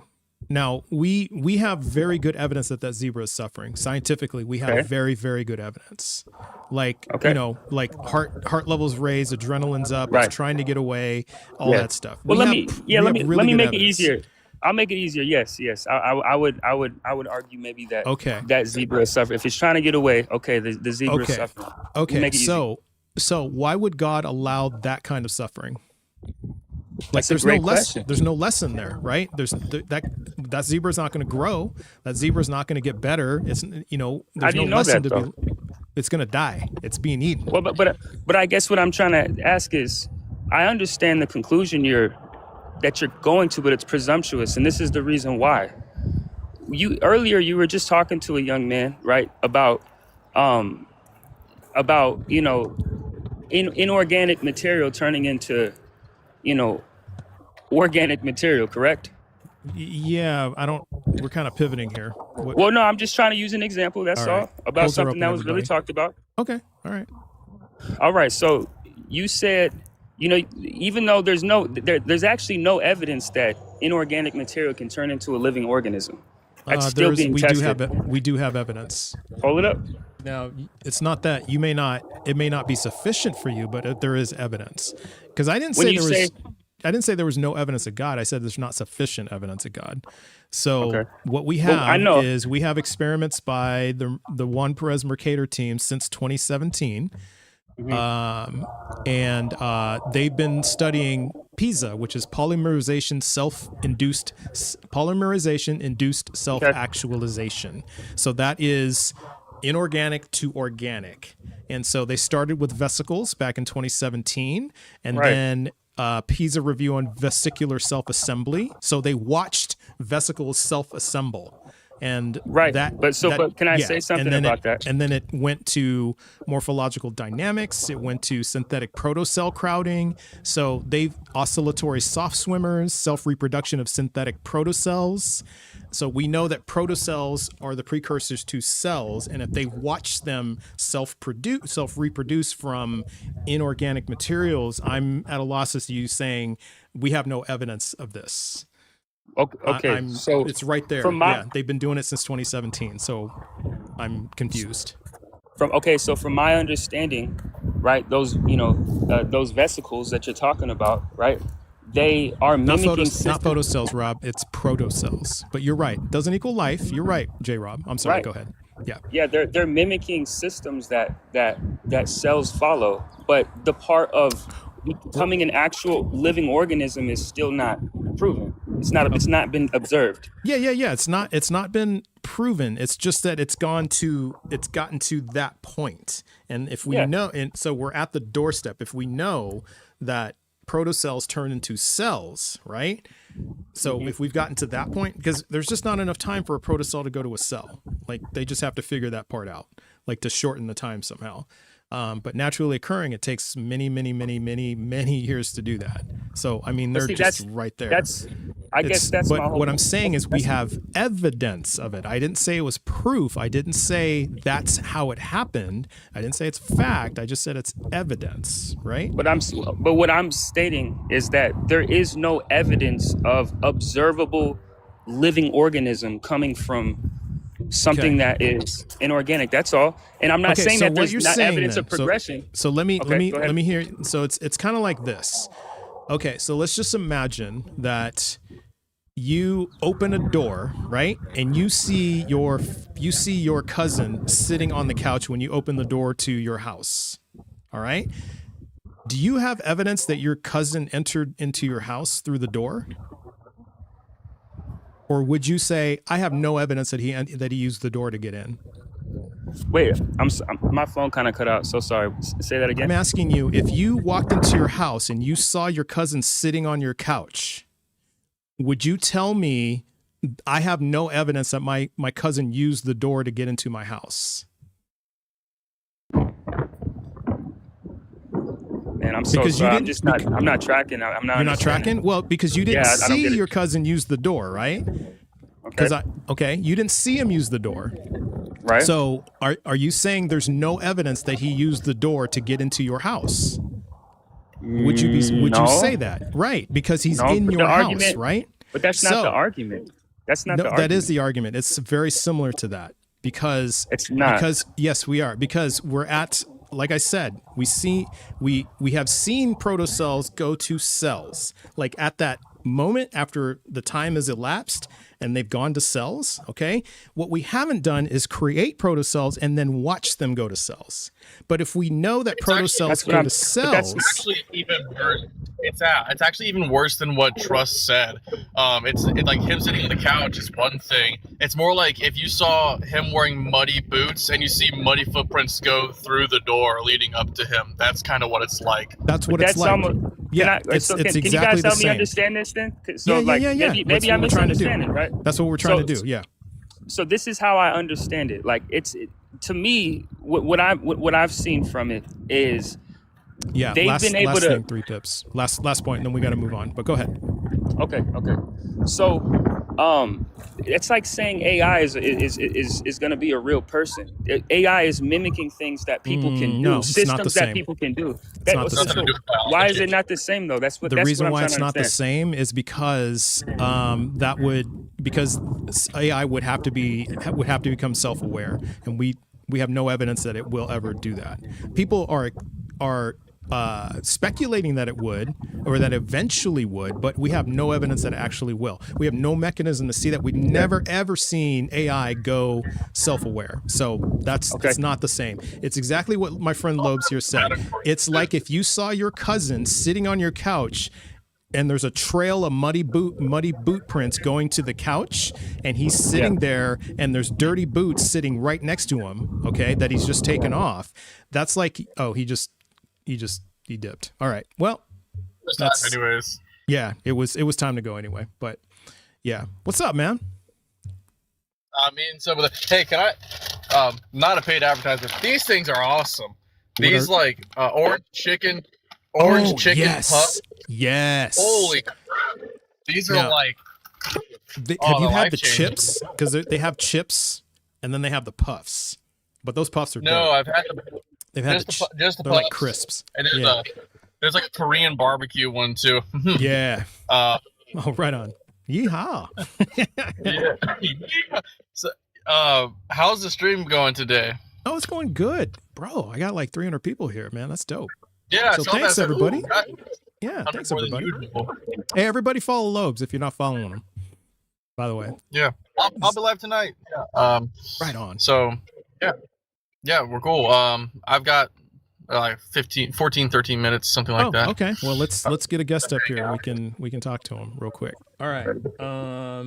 So I'm not gonna. I mean, it's great to see you. I don't want to waste your time.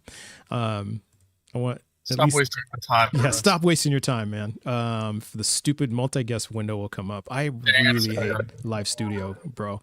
I really hate it. Okay, there we go.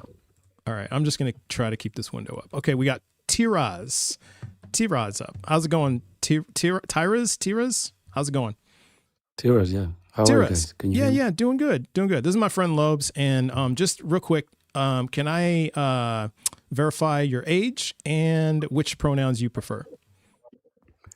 He, him, and I'm 29. All right, very good. And which God do you believe in? I'm a Christian, I guess. All right. Okay. And then what's your best evidence that God is real? I would say my best evidence, well, if you'll indulge me, I would say 2 arguments. Like the first one would be what I would call the argument from reason, right? The argument from reason? Okay. Well, why don't we do the one you want like the best? We probably have time for one.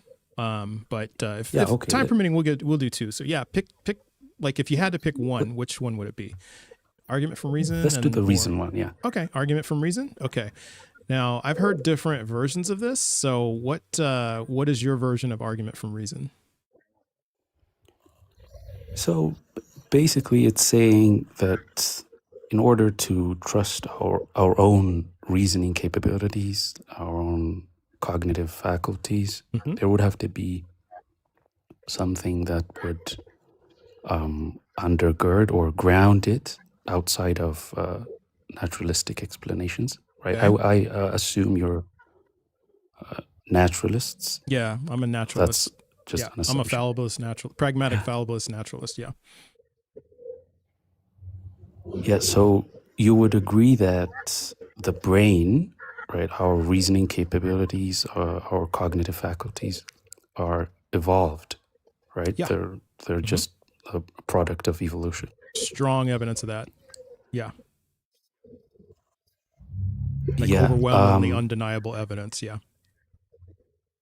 Yes, I do agree with that, actually. Okay. So the argument would go something like, so we evolved for fitness, right? Not necessarily for truth. Not necessarily. Not necessarily fitness. Okay. It's selection. There's like things like selection pressure and things of that sort. So usually it's like adaptation. So yeah, I mean, it depends on what your definition of fit is, but not always like the most fit organism is the one that evolves. Sometimes it's, or maybe it's fitness for the environment because the environment changes. So maybe you could look at it that way. So maybe, yeah.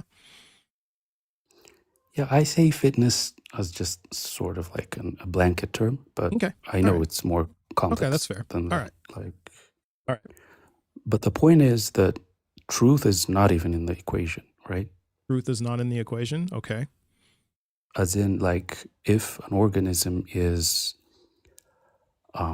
somehow adept at finding the truth about the world or the environment, that doesn't necessarily help them. That doesn't help them propagate, reproduce. Okay. Right. This was actually demonstrated by. Are you familiar with Donald Hoffman? No, I'm not. But that sounds logical. Yeah. Yeah. Basically, what he did is he's a cognitive scientist. I think at UC Irvine.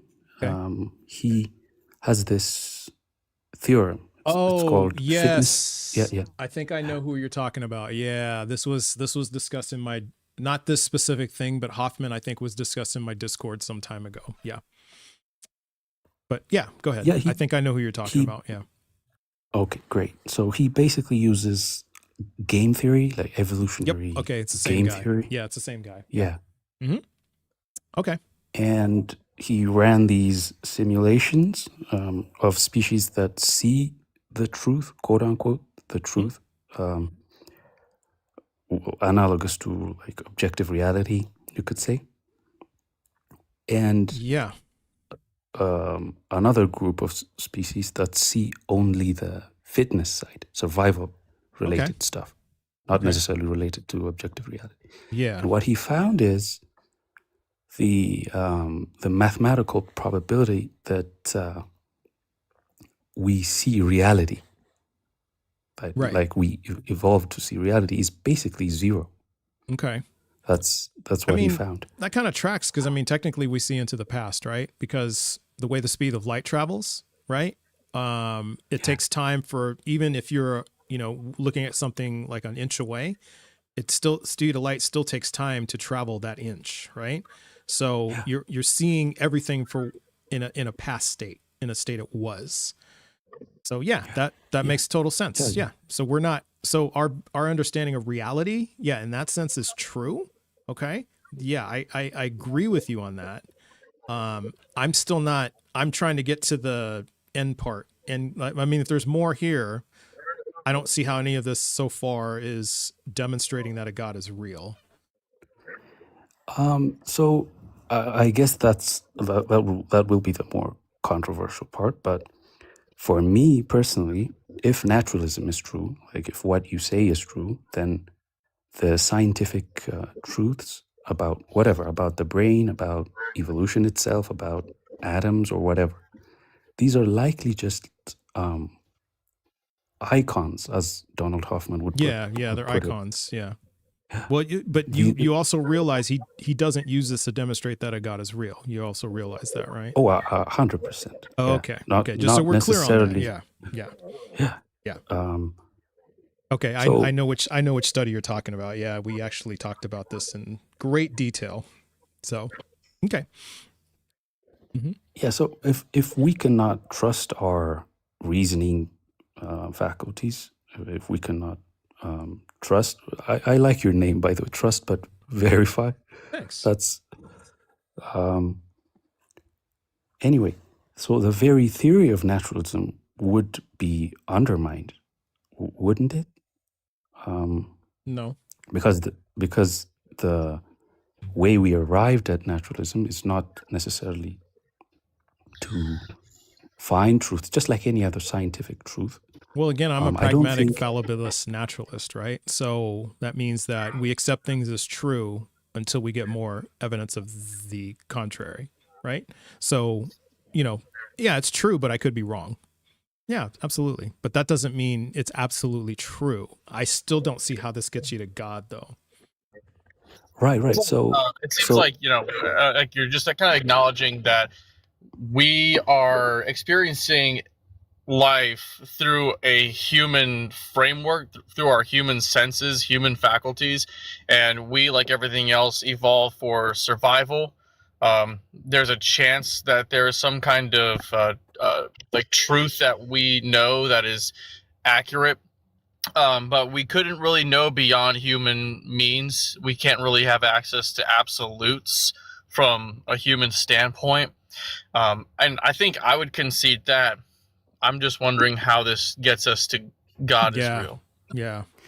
I don't see if anything, it makes us less certain. Like now we shouldn't trust our intuition. Like my intuition tells me that God's real. I can't trust that because I'm only looking through it through a flawed human perspective. Yeah, but exactly. Science is pretty reliable. When we conduct experiments, we expect a certain outcome, so we perform an experiment. And if we get the expected result, then I think that when we have scientific progress, it's fair to say that we're getting smarter and smarter, learning more and more, rather than getting luckier and luckier as time goes on. Yeah.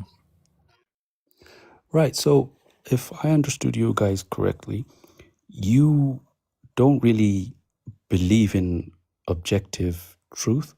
Am I right? I do. Objective as in absolute. Right. Fallibilism doesn't necessarily mean it's subjective. It doesn't mean it's subjective. It is objective. 1 + 1 = 2. I guess the better word would be is objectively absolute. Okay, absolute versus relative.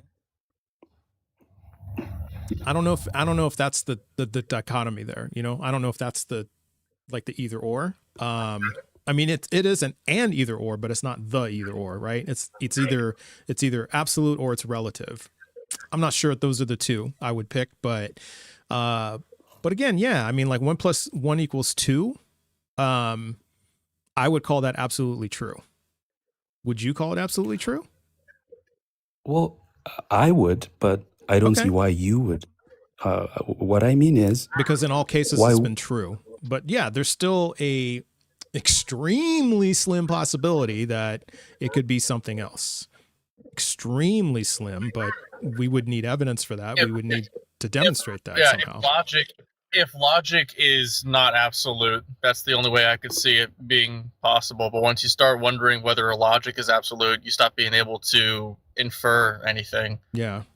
Like exactly. for example, the law of identity, right? If you're saying that if you're trying to tell me that that's relative, or you think I believe it's relative, I would say no, it's not. Could it be different under a reality? Possibly. Okay. But I don't know what reality that would be. I know under this reality, the law of identity A = A is absolute. See you, Lobes. Yeah, right. So, but logic, right? Logic, mathematics, and all that good stuff. How can you find a basis for it if you're a naturalist? If How would you find a basis? It's evolution, right? Well, in my worldview, logic is the basis. It is the foundation of reality. So why would you need something else to? What else would you need to ground it if it's the foundation of reality? Logic. I guess we agree then, because what I call logic or reason is basically Christ, the logos. Okay, logic and reason is Christ. Yeah, the logos. Meaning not just reason, but something closer to meaning. How do you know that, though? Like, how do you know that Christ is the logos? Well, I don't understand the question. I mean, well, you're just declaring Christ is the logos. How would you verify that Christ is the logos? Okay. Well, do you want me to quote the Bible? I mean, you can. Not, yeah, we can quote the Bible if you want. But then my next question would be, how do you know that's true? Well, I don't know anything for sure. It's not about knowing things. Well, how confident are you that it's true? I'm very confident, actually, because scale of 0 to 100, like 100 being so much. Absolutely confident. I very much struggle to think that way. Maybe, I mean, it's not linear. It's not that straightforward, right? It's usually things with faith, belief are not like 0 to 100, right? Okay. Sometimes it's closer to 100. Sometimes it's closer to 10 or 0. You know what I mean? Yeah, I hear you. And so we have, well, that's why I did a confidence scale, right? So like if you use statistics, you got confidence levels, right? And usually like 95% is like as good as 100, because there's always outliers. You know, if you're running statistical analyses, right? So, I'd say anything over 95%, you know, you're extremely confident.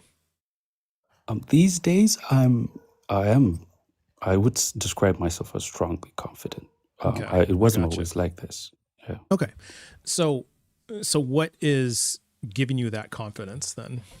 Oh, hold that thought. We got to do something here. Okay. But I'm going to pause your time, so you're not going to lose any time. But we have a law that we have to follow. It's a chat law, in this live. So everybody, Hammy is here. Hammy is here. And you all know what that means. Well, first of all, I've got to bring up the music. That's the first thing I got to do. Oh, dang it. Did I lose my... Okay, there it is. So you know what this means.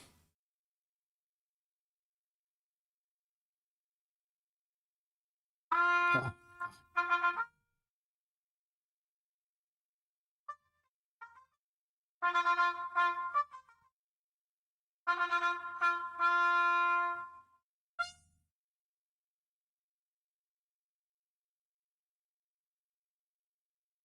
Okay, so Hammy, King Hammy from Hamelot. Howdy, Welcome. all my loyal subjects of Hamelot. Today we are going to be reading from The Wanderer's Havamal, which are the wise words of the wise one, Odin. And it says, "An unwise man thinks anyone who laughs with him is his friend. He doesn't understand that the wise are mocking him, even when he overhears them. An unwise man thinks anyone who laughs with him is his friend, but he won't find these friends when he goes to court. No one will speak on his behalf. A stupid man thinks he knows everything if he hides himself in a corner, but he doesn't even know what he'll answer if men ask him questions. It's best for a fool to keep his mouth shut among other people. No one will know he knows nothing if he says nothing. An ignorant man doesn't know how little he knows, no matter how much he talks. You will seem wise if you know the answer and know how to explain it. People are not able to keep a secret of what they hear about other people." There's more to it, but these are the words of the wise one. Thank you. Thank you for that. All right. So in case anyone is wondering what is going on, some time ago, the chat passed through vote that overwhelmingly passed that whenever Hammy comes into the live, Hammy must read something. And when he comes up, we must play royal entrance music. So we have done our due diligence. Hope chat is satisfied. So thank you for that, Hammy. All right, Tiraz, thank you for waiting. So we had to take care of that little business. So where were we? Okay, awesome. Yeah. I think we were talking about Christ and meaning and logos. Oh yeah, the logos. Yeah. And Right. so I guess that's what I'm trying to get to is if we can't verify that Christ is the logos, then how do we know he's the logos? Okay, so here's how I think about it, right? There are levels of description. Say, if you and I are having a conversation, right? We're sitting in a cafe and talking, and a third person was given the task of describing what's happening. Like, just describe what's happening in front of you, and what's in front of that third person is you and me having a conversation. Mm-hmm. So there are a number of ways this person could describe what's happening, right? He could give a scientific, objective description. He could, even to that, there are levels, right? He could say, he could describe your height, my height, our appearance, our voice, stuff like that. Mm-hmm. Or he could go down several levels in terms of objectivity, right? He could describe our movements in terms of angles and directions, right? Okay. And if you follow that all the way down, he would be describing, at the level of biology, he would be describing synapses and like brains at different points in space and time. And he could go as deep as, I guess, modern physics would allow. Like, he could describe fundamental particles at different points in space and time. So he could also go vertically, right? Vertically, in a sense, he would use our names, our background. He would tell a story, basically, right? He would tell a meaningful story. So my thing is, the most objective description is meaningless, right? Him describing fundamental particles is completely devoid of any meaning. Yeah, I agree. Doesn't Yeah, seem to be a reason to need to do that. Yeah. So if he uses our names, for example, if he uses my name or your name, he is giving up some level of objectivity for some level of meaning, right? In order to convey meaning, in order for his description to be meaningful, he's giving up his objectivity. Okay. Right? So you follow that to its conclusion, like you follow that upwards, if you know what I mean, right? You went downwards into objectivity, you go upwards into meaning, basically. Okay.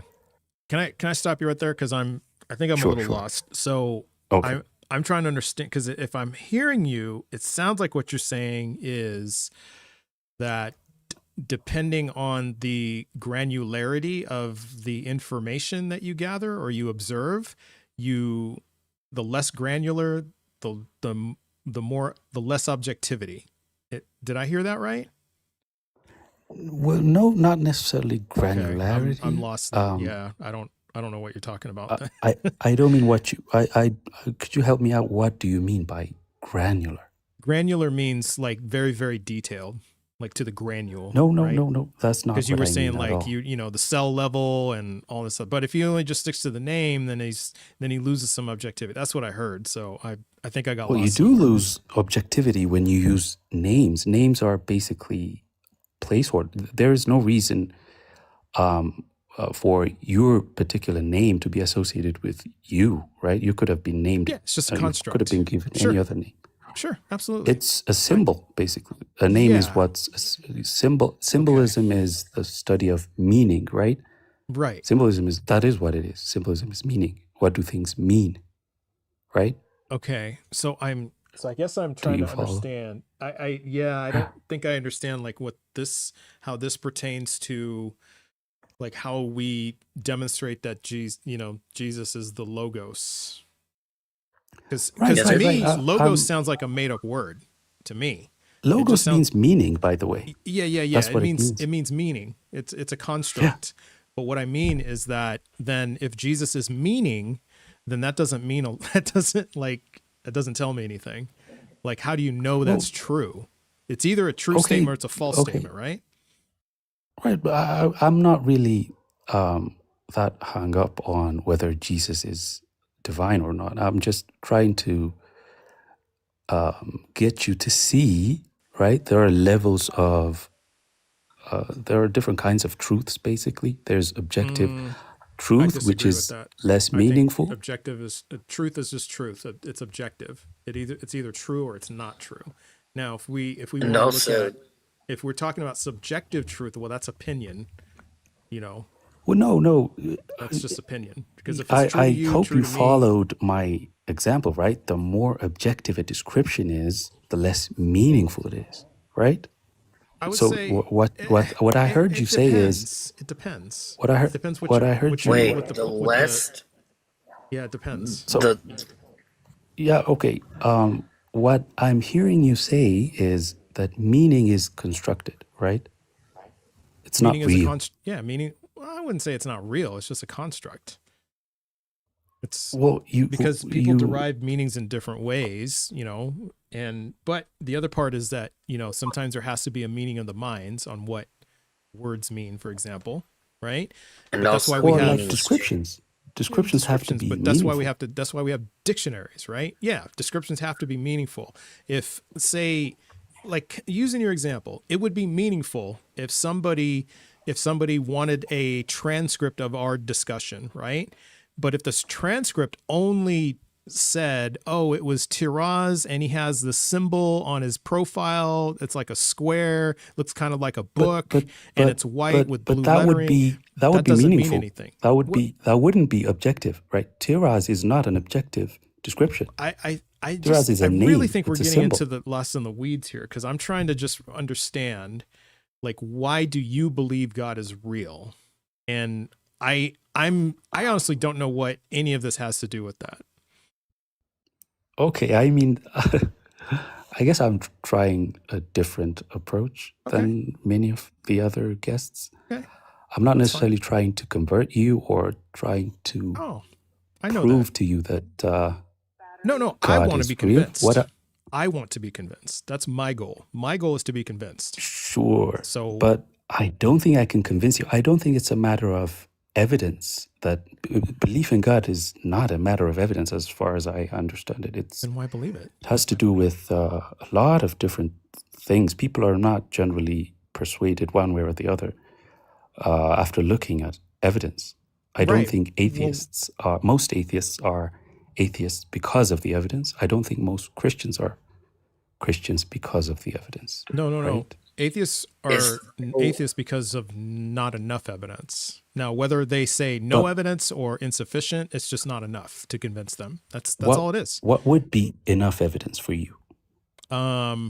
Extraordinary claims require extraordinary evidence. So if there is a supreme being, if there's this metaphysical supernatural being, then it would have to be metaphysical supernatural evidence. It'd be some type of supernatural evidence, like if this God is all powerful, all loving, all good, all that stuff, then it would have to be on that level. It would have to be something to the effect, showing himself, when somebody prays and things happen, like things in the Bible actually coming true, things in the Bhagavad Gita actually coming true, things in the Quran actually coming true. A lot of things just aren't true in there, in any of those texts. So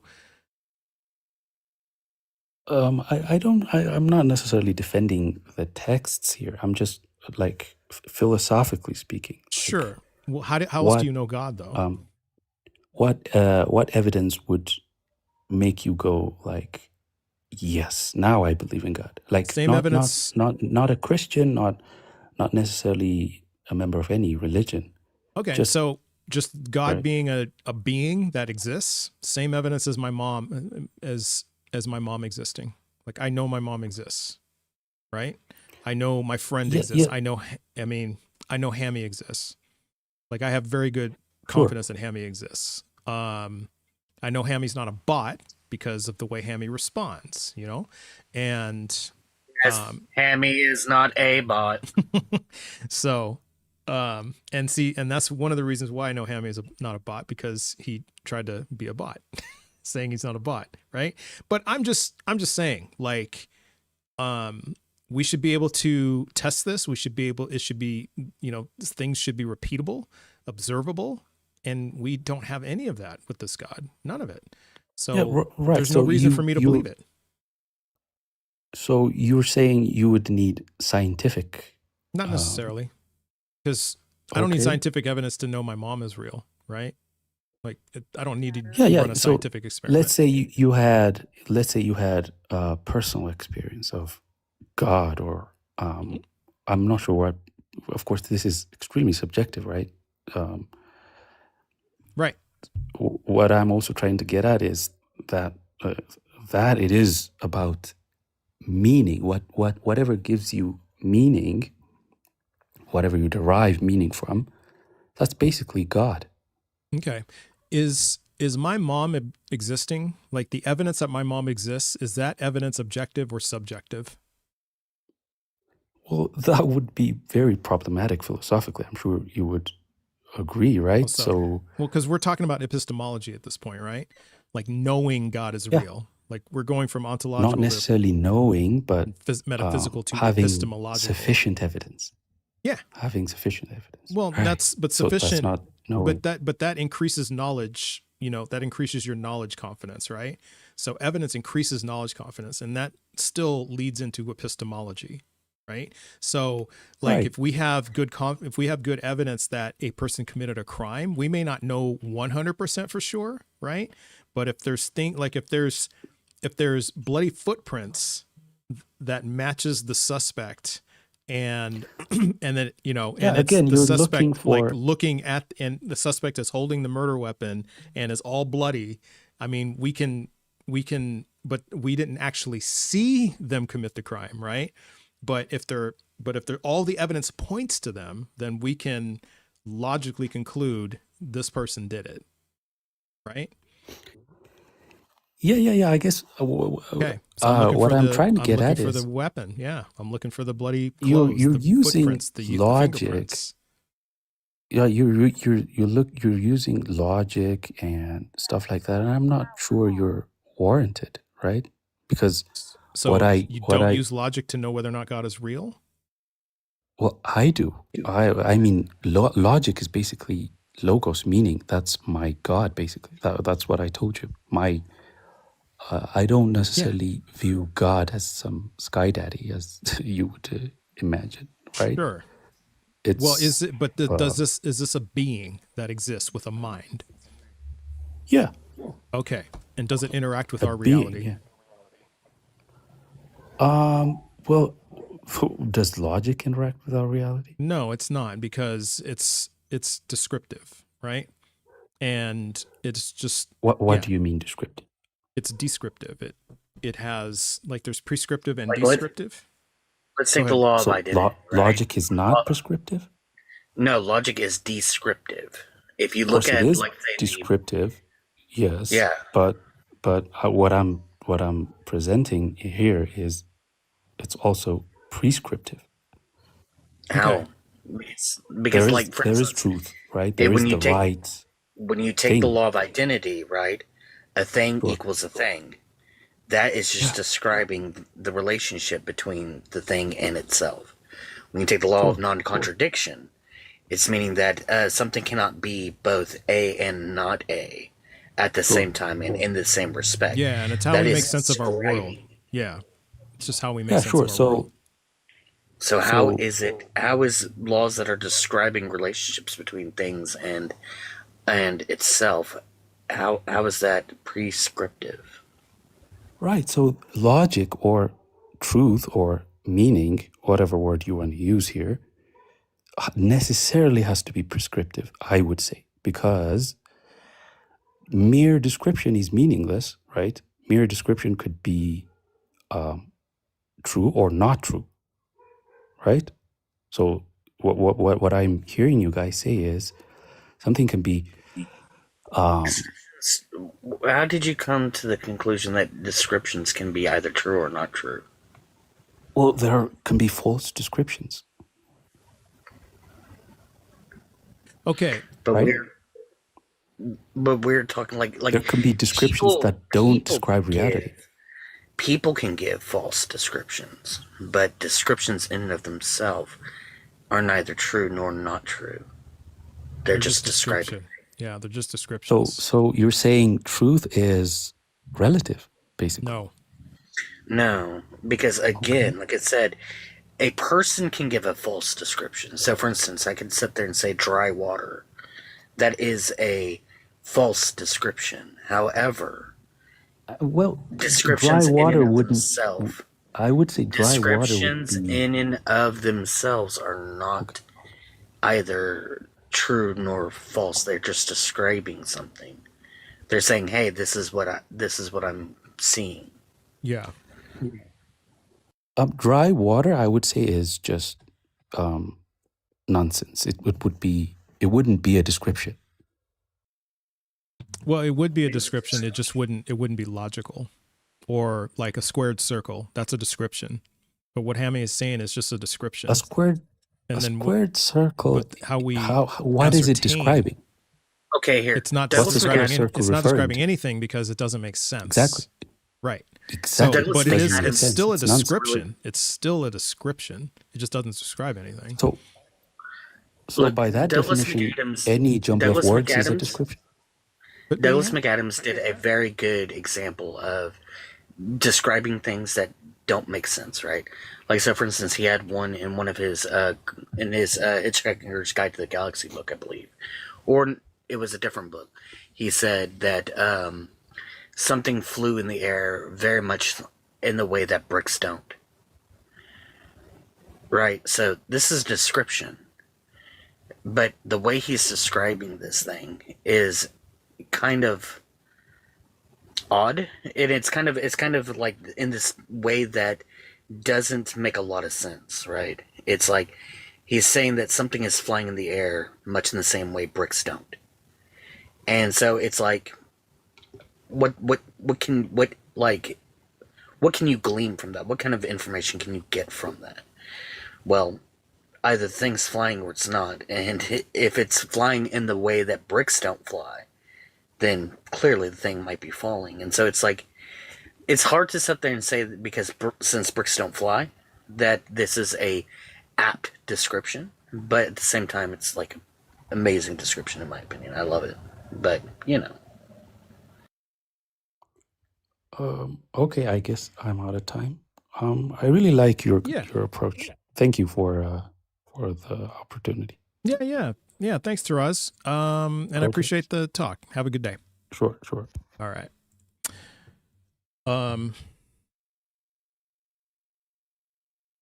Yeah, it's weird when because I've had the talk about the logos before, and it's pretty like people can't the people who have tried to explain what it is, they really struggle to explain it.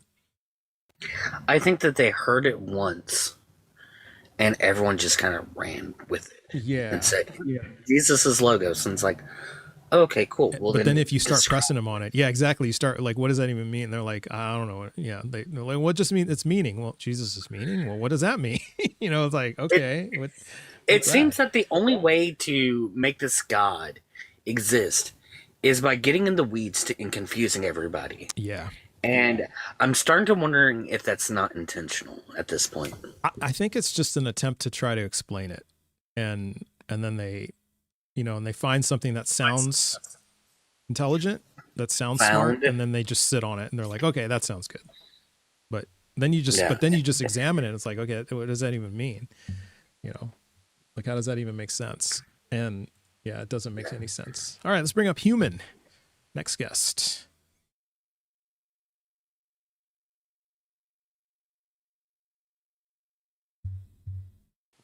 Human, are you here with us? On my end, it's the two balls are spinning, so might be the Holy Spirit Wi-Fi not connecting. All right. Gotta hit that holy Wi-Fi. All right. Well, Human, try leaving the chat and then coming back, or leaving the live, coming back, and take a look at your Wi-Fi connection. The Simple Egg, how's it going? How you doing, man? Doing well. Can I get your age and pronouns, please? 32. Pronoun is he, him. Okay. Thanks. And then which God do you believe in? What are your pronouns? Mine are he, him. Hammer, what are your pronouns? I am also a he, him. All right. Nice. All right. Which God do you believe in? The God of the Bible, Jesus. Okay. What's your best evidence that God is real? I just, before we get into the nitty gritty, dude, this is like my first time on your live. I've been having a really good time listening to it. I think the last guest was really interesting, man. Like I love how he was slowly he had a unique take. It's like something I felt like was. Sorry to interrupt. One thing, are you driving? No, my brother is. Okay. All right. Okay. But yeah, so I think what he was getting at was, in order to derive meaning, I don't want to speak for him, obviously, because he's the one who's actually thought through this. But I felt like in order for you to derive meaning from the reality that we live in, it's going to end up pointing to the truth of God, Okay. Now, how so though? Because how do you have meaning how do you have meaning for anything, really? How do you get meaning with everything without God? How do you get meaning without God? The laws of logic. Yeah. But logic there's no meaning to logic. It's just truth. Okay. Well, maybe that is the meaning. The truth is the meaning. But law of identity, because that's how we make sense of our world, right? We identify things. We have a mechanism to say, this and that. But even for the law of identity, don't you have in quantum mechanics, you have on a very quantum level, there's evidence to show that there can be two different things at the same time. Like even the identity of a particle can be two different things and can simultaneously question just the fabric of everything that exists, What? I mean, are you talking about entanglement? There's entanglement. There's a double slit experiment. Oh yeah, entanglement. That's entanglement, and that's not what those two mean. Entanglement means that there's two different things. Yeah. Yeah. Entanglement means two particles are like connected, Yeah. regardless of time and space, right? Yeah, So yeah. it could be across the outer edge of the universe, like a particle here and another particle way over there, and the two can be they'll react and act the same way. Yeah. That'd be entanglement. And double slit, that's not what that is either. Yeah. I was saying that there's two different like things about what I'm trying to say. Also, for Yeah. the double split though, you could have a particle in two different spots with the same probability, but it isn't No. revealed to us until we look at it or something like that, right? No. That's not the observer in the double slit experiment isn't a person. Oh yeah, whatever until it's revealed or whatever. Yeah, all it does is so- it just demonstrates quantum mechanics, which is the superposition of a particle can be calculated at any point in space or time. That's all it does. By probability. By probability. The probability wave. of a superposition of a so it can be anywhere, but the probability of it being anywhere. But that doesn't mean it's in multiple places at one time. That doesn't mean that. Yeah. No, what it means is that it isn't. It can be like, for example, it was proven that the particle can be anywhere on that board or whatever they were shooting the electrons at. Yeah. But we don't know it until it's observed. Until the No, right? Nobody's doing the observing. What's doing the observing is recording equipment. Yeah. Yeah. All it does is it just demonstrates superposition. That's all it does. It's a very simple experiment. Okay, yeah, we got off a tangent, but we got. Sorry. Yeah, no worries. I'm not that well versed. Okay. I'm not that well versed in quantum mechanics. I just find it super interesting. But oh yeah, it's super interesting. Yeah.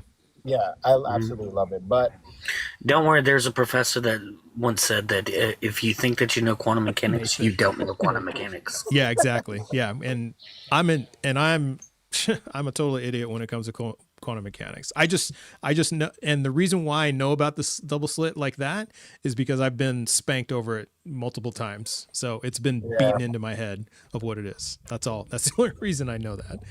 Yeah.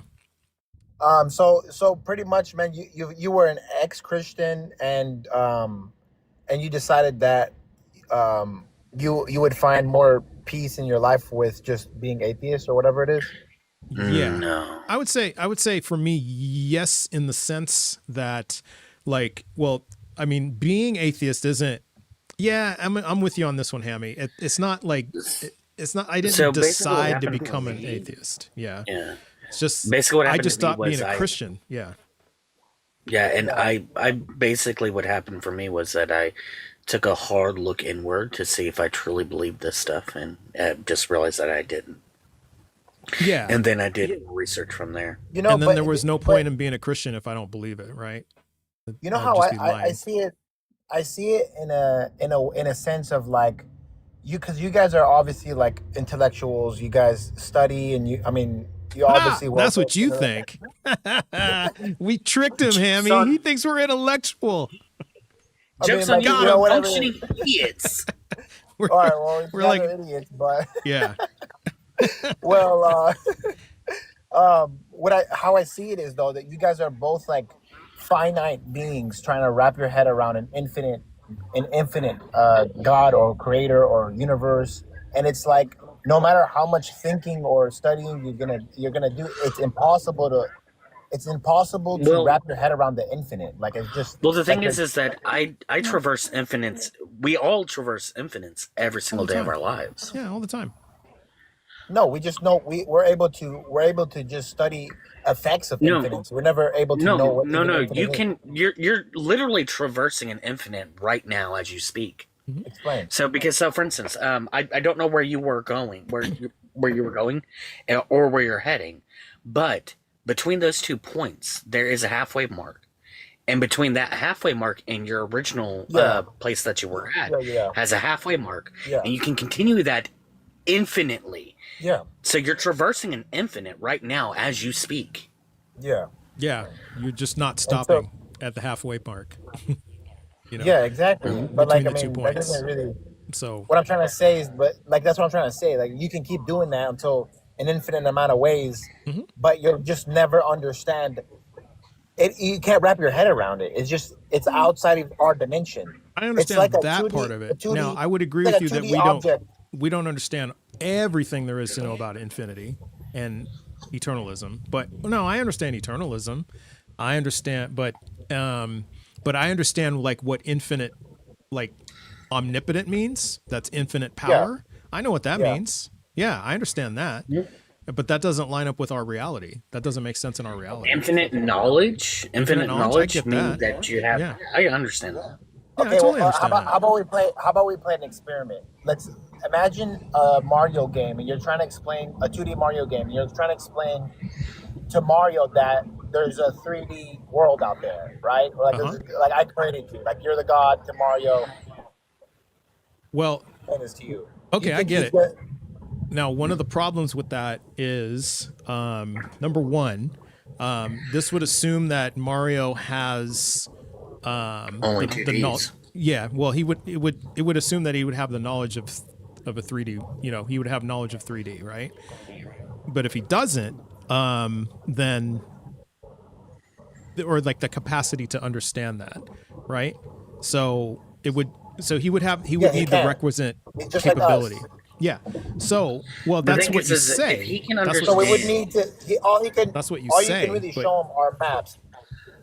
But the thing is like if he can understand that there is at least 2D, like let's say that the 2D Mario, like that's really all he sees is he lives in a 2-dimensional world.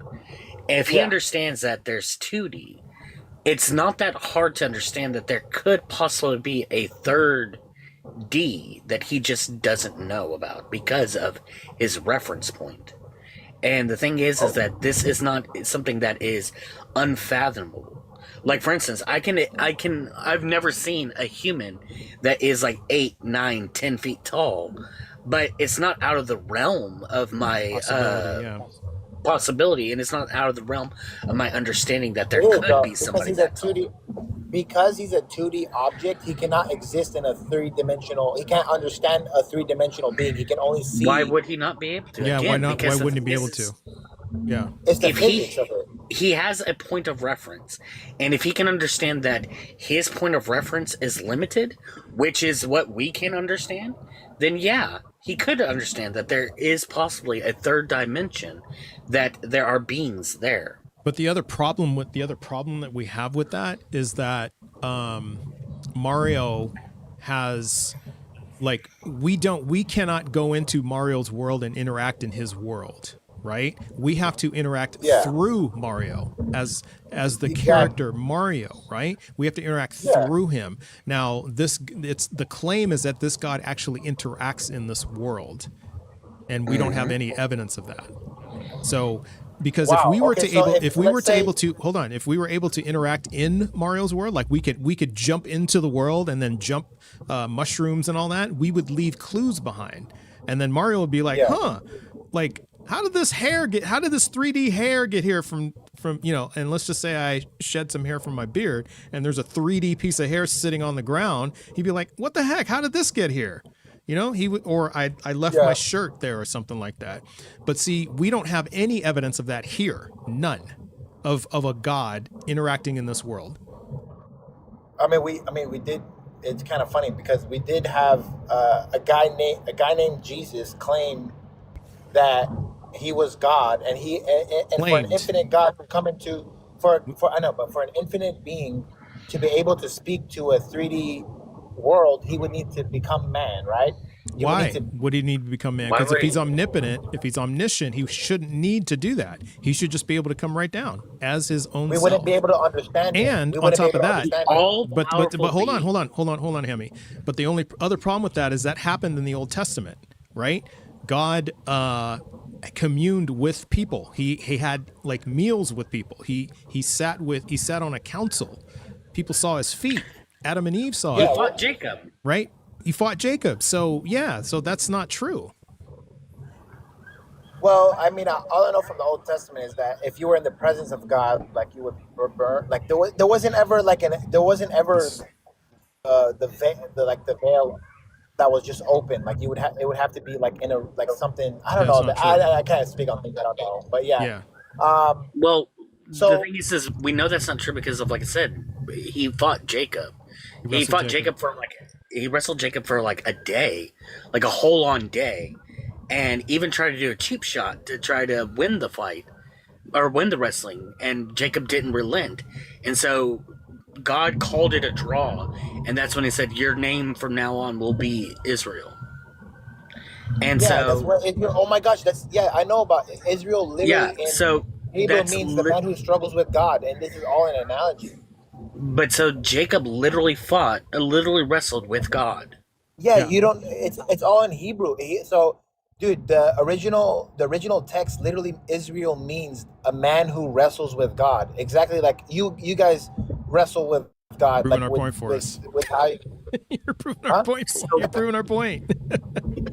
But it's not an actual. What I'm trying to say, it's not an actual wrestling match. How do you know that? So happening? What's the metaphorical cheap shot that God give? Because the word Israel in Hebrew translates to man who wrestles with God. But that's why it was derived right from that. It's because he literally wrestled with Jacob. That's how it was derived. But see, then you'd have to tell us, well, how do you know it's a metaphor versus literal? Like, how did you determine that to be true? So let's just go to a different topic. All right. Then. Okay. I mean, we can go back and forth, but do you guys believe in objective morality? Oh, like, boy. Yes, I do. I do. Hammy doesn't. I do. However, it's not an issue. It's not a point of contention between me and Hammy. Because, and the reason why is because I would say in 99.99999% of the dilemmas, Hammy and I would land on the same side. But I can tell you right now, I can demonstrate a symmetry breaker between, and I can demonstrate that you're not an objective moral realist. You don't believe in objective morality. I can demonstrate that. You don't think I believe objective morality exists? No. Okay, let's go to that. You want to go that? Okay. So first we have to establish what objective means. So what does objective mean?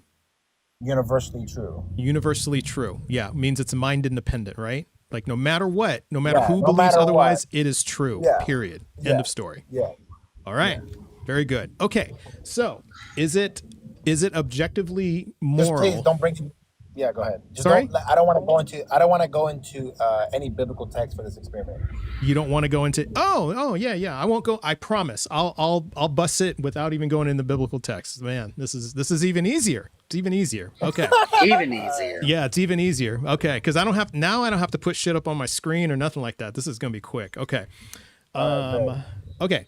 Under your worldview, is all suffering necessary? Oh, I know this argument. Is all suffering necessary? I know, I ran it earlier today. Yeah. I don't think I wasn't here for that one. But okay. No, I just is because it's like the classical, like you can take that. You have it's lined up or whatever. But yeah.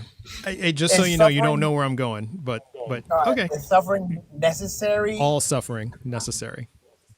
All suffering necessary. What do you mean by that? Well, every instance of suffering that has ever occurred or ever will occur, or is occurring, is it or does is it occurring? Have to happen? Yeah. Does it have to happen? I mean, I'm not God to answer that question though. I don't know. Can you ask me another one? Like, okay, I can ask you another one. Can we just start with like if raping a child is bad? Okay. Okay, we can go with that. All Isn't that a form of suffering? Yeah. Is it a form of suffering? Oh! Everybody, I can run the button. Yay. You can run the button. I can run the button. You want to? I feel like I'm a part of a community of like there's a whole thing over here. Oh yeah, I run this all the time. So okay, we're gonna run the button dilemma. Okay, so we'll do graping a child. You asked, and I fulfill. Okay. He shall receive. You're scaring me how confident you are. I'm gonna trap you, brother. No doubt. I'm trapping you. Simple like Trust is being very godly here because you asked and you shall receive. Yeah. Okay. All right. Go ahead. Okay, so if you let's just say you're walking down the street and you look down an alley and you see a child getting graped, would you try to stop the grape? Yeah. Would your God try to stop the grape? I can't speak for God. Can't speak for God. Okay. Well, it's probably pretty clear that he doesn't, because if God would stop all grape, then there would be no grape, right? I can't speak for an infinite being. I'm You a can't speak finite for an creature, infinite. man. I Okay. accept that. All right. So we're already bailing out. Okay. So is it fair to say God doesn't stop all grape? God doesn't. Yeah, I mean, yeah. I guess that's fair. Yeah. Okay. Does God have the power to stop all grape? Does he have? Yeah, I would say he has the power to. Okay. Yeah, for sure. Fantastic. Okay. So, now if you had the power to stop all grape, if there was a button that was sitting right in front of you that said stop all grape, would you push that button and would stop any and all grape forever? But then that would put me at the position of God. No, it's just a button to stop grape, nothing else. Just I grape. mean, yeah, I would press it. Yeah, sure. All present and future grape. Okay, so we know. So you would stop. You would push the button to stop any all present and future grape. God has the power to stop grape, but doesn't. So between you and God, who's doing the right thing? I'm not an infinite being. I'm a finite creature. Right. I didn't ask you that. I asked you between you and God. Does God always do the right thing? I can't say that what God's decision is better than mine. I wouldn't. No. I'm not asking God you has ultimate knowledge. I'm asking you, does God always do the right thing? God always does the right thing. Yes. Okay. So then by your logic, you should not push the button because it would be the wrong thing to do. Yeah, I guess so. Yeah, you can see that. See how easy that was?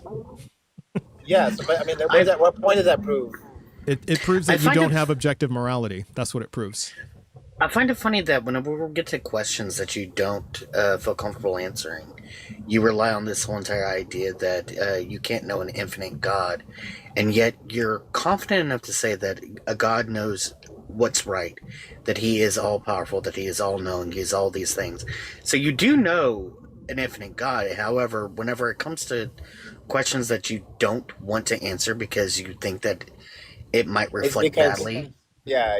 I hear you. But I think the reason I say that, the reason I say that is because there's a difference between me saying that God is all powerful versus God would do this or God wouldn't do that. You know, I'm putting myself in the position of God's decisions versus me acknowledging that God exists. Right. But you did acknowledge that God has the power to stop all grape, right? Yes. And you also acknowledge that everything that God does is good. I don't know what that comes with.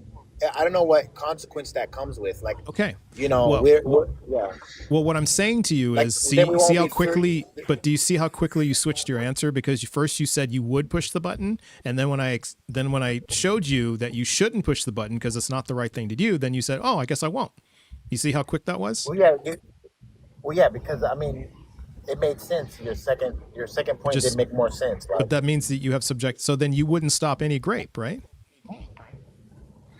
But the problem with your proposition, you're questioning that. Do I know what objective morality is? I do not know that. God does.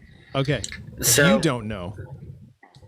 Yeah, so God the thing is knows that what objective morality relies on I don't believe this, but we could push this idea that objective morality relies on a mind that never changes, right? Yeah. So then we have to then acknowledge the fact that we know that God changes his mind. We do know that, but he did. But Hammy, he did say he didn't want. The ground rule he did put down is we can't use the Bible, so you can't use that one. That was so effective yesterday. So, you can't use that one. Yeah, he tied your hand on that one. Yeah, the thing is why would you not want to use the Bible? The one thing that tells you what your God actually, the information that you get that your God is all powerful or whatever. Well, I think the better question. Go ahead, Egg. I would use the Bible, but I just feel like it's gonna add a lot of side discussions on deciphering the text and then a context, and then now we're talking about what actually happened in the Bible, and it's just a whole other thing rather than just getting to the point of this is the truth. You know? Okay, well, this might be a better question. So if you can't speak for God, if you have a finite mind, as you said, how exactly do you know that God is objectively moral? How do you know that for a fact? I know it for a fact because I find there to be good, and I find there like so we're created in God's image, and I find the things of love, the things of like holiness, all of that to be really fulfilling and happy in a life, and I find the things that are destructive to be obviously bad for your life, and I see it like it's like dark and not like dark and light, like it's so obvious to me, it's ridiculous, but I'm sorry, but isn't that just like trivially true? Like this is like saying grass grows. Yeah, that's true. That's trivially true. Like we know, like it's something that isn't necessary. A God is not necessary to come to that conclusion. Yeah. Like for example, though, like do That's you like guys saying believe if that? I poke myself with a pokey, using TikTok friendly words, that I'm gonna feel pain. Like yeah, that's like trivially true. I have nerve endings. Yeah. And if I take that pokey and I poke myself with it, yeah, it's gonna hurt. Like Yeah. this Like is for example, trivially I mean, true. do you feel like are you a perfect person, like morally, like you do everything perfect in your life? No. No. No, right? Yeah. So the fact that you can say no, it shows you that there is the opportunity and positioning for someone to be perfect, and then No, it doesn't. It just yeah, means it that kind I of can does, right? identify that I know that perfect is something that since I am imperfect, that perfect is something like I can imagine that there is something perfect. Like There you go. That's you're imagining God. I'm 5'9", 5'10" on a good day, but I can imagine something being taller than me, right? That doesn't necessarily mean that the height that I come to is somebody that actually exists, such as like saying that somebody is like 8 feet tall. Like I can No, imagine just think someone being about 8 feet tall. let's talk a little bit more esoteric. Like do you love people in your life versus like the feeling that you get when you love someone versus the feeling that you get when you hate someone. Like those are positive and negative emotions. Those things are like real.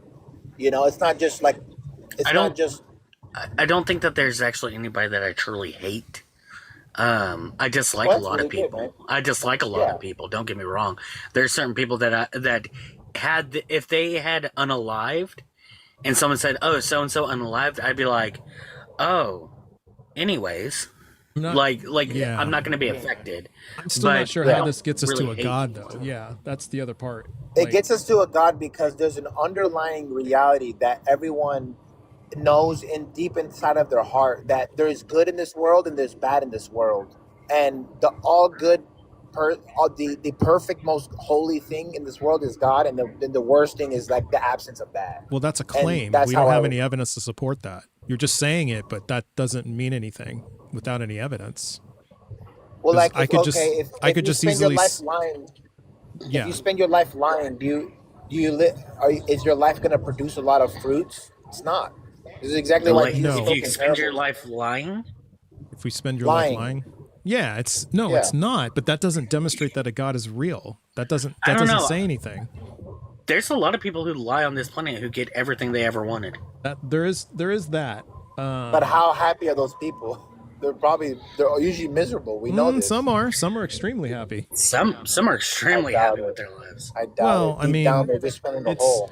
Yeah, but I mean, but still, it's not getting us to a God. That's the whole point. It's still not getting us there. You're saying, oh goodness. Do you get the train of thought that I'm kind of pushing at? No, I know what your train of thought is, because I remember thinking this way as a Christian, but then I realized that doesn't mean a God is real, because are you telling me that if you found out there was no God tomorrow, are you telling me then that liars would suddenly be happy all the time? Or like what would change? I mean, yeah. So if tomorrow, like somehow, which I mean, it's hypothetical, but like, yeah, there's no God. I truly believe like there's such a silly thing. We're in the simulation right now that he created. Like, goodness gracious, you only know everything that's simulation. We have no evidence of that. because That's the you're just creation. I meant the assuming that creation. We're in his creation. We're in the but you're creation. but I don't you're think it is. assuming that we have no evidence of that. We don't know that. It's all designed, bro, perfectly for you. But you're saying that we don't know that. How do you know that? Just like how you would look at a building and second. see that there was an architect. Yeah, that's a handle this, Hammy. My daughter's knocking on my door. Not a Give me problem. a second. Yeah, Not, give me a second. not a problem. Yeah, no. So whenever it comes to simulations, the thing is there's always telltale signs of the fact that I meant there's a creation. simulation. I meant creation. Like if you see a building that has that's built beautifully and it functions perfectly, you would assume that came from a designer. But there's like a but god. the thing is there like even if I didn't know anything about like architects and things like that, right? I can still tell by looking around me that thing is built. I can tell. I can have. There's telltale signs that is built. There's no telltale signs that this planet is built. There's no telltale signs that the way the DNA structure in your body has literally written language out. Like it's a literal knowledge. The thing is that no. So no. This is called pareidolia. What we see is something that looks like something that we know, and we then assign that. And people have described it that way, including scientists, to get the information to the lay people who don't understand the actual, whole breakdown, scientific breakdown on what's happened. And But so that's what I'm trying to say, they said, man. At the how end of do the I day, explain this in a way that the lay person can understand? And so that's the language they use. But the thing is like whenever people say DNA is a book, right? They don't mean that your body is a literal book. They're just saying, they're just using words that help you understand what's going on. No, I'm telling you, I have my girlfriend is a doctor, right? And she told me on how she literally broke it down scientifically. We sat down for like 6-7 hours, and she literally broke it down on how the DNA structure is read, how it's formed, how it's like has the literally information on what you're gonna express and all this knowledge. Did she explain to you how RNA works? Explained it all, bro. And then I literally sat there and I was in awe. Okay, how does like, RNA work? This is a design. We've been designed. How does RNA work? Do we have one? Do we have time left for that? Yeah, we still have a kick pull to do, so you're good. Poll's starting, so yeah, you can get into it real quick. RNA is is it the ribosome type of thing? Is that what you're talking about? No. RNA is not a ribosome. What is it? Well, the thing is RNA has the ability to write DNA. Yeah. So it can not only write DNA, but it can write other RNA. It has the ability to write things down, or in layman's terms, write things down. So the thing is that whenever it comes to this, we have an actual breakdown via abiogenesis into evolution on how that works. Like I can explain it to you in a layman's term, because I understand it from a layman's term, on how it went from abiogenesis all the way to evolution, to be able to understand how all this breaks down and works. It doesn't. A God is not required in any aspect of this. I mean, I would say that. I mean, that you can go to the contingency argument and just say keep going backwards until you have something that you need to like. Everything has a cause. The thing is if that's the case, then your thing has to have a cause. Yeah. Okay. I have to. I got to step in. They have voted to move on to the next guest. But Simple Egg, it was good talking to you. I appreciate you coming up. It was really good talking to you guys. Honestly, this is fun. I'm gonna come back on. Come back another day. We can chat it up about everything has a cause. Yeah. We can go there if you want. All right. Have a good day. Cheers. All right. Cheers. Mm-hmm. All right. I always. Yeah, everything has a cause. I always just like that everything has a cause. Yeah. Because then they don't realize how much special pleading they're using to say, well, my first cause doesn't have a cause. It's so much special pleading. So much. Yeah. It would. Yeah, it's Arcana says super god plus one world turtle crested god. I love it. That's funny. Oh, right. Plus one turtle created god. Yeah, it created God. Yeah, plus one turtle. Yeah, exactly. So it's turtles all the way down. That's there. Boom, turtles done. Infinite regress. We just proved it. Right? Oh man. Causers. What caused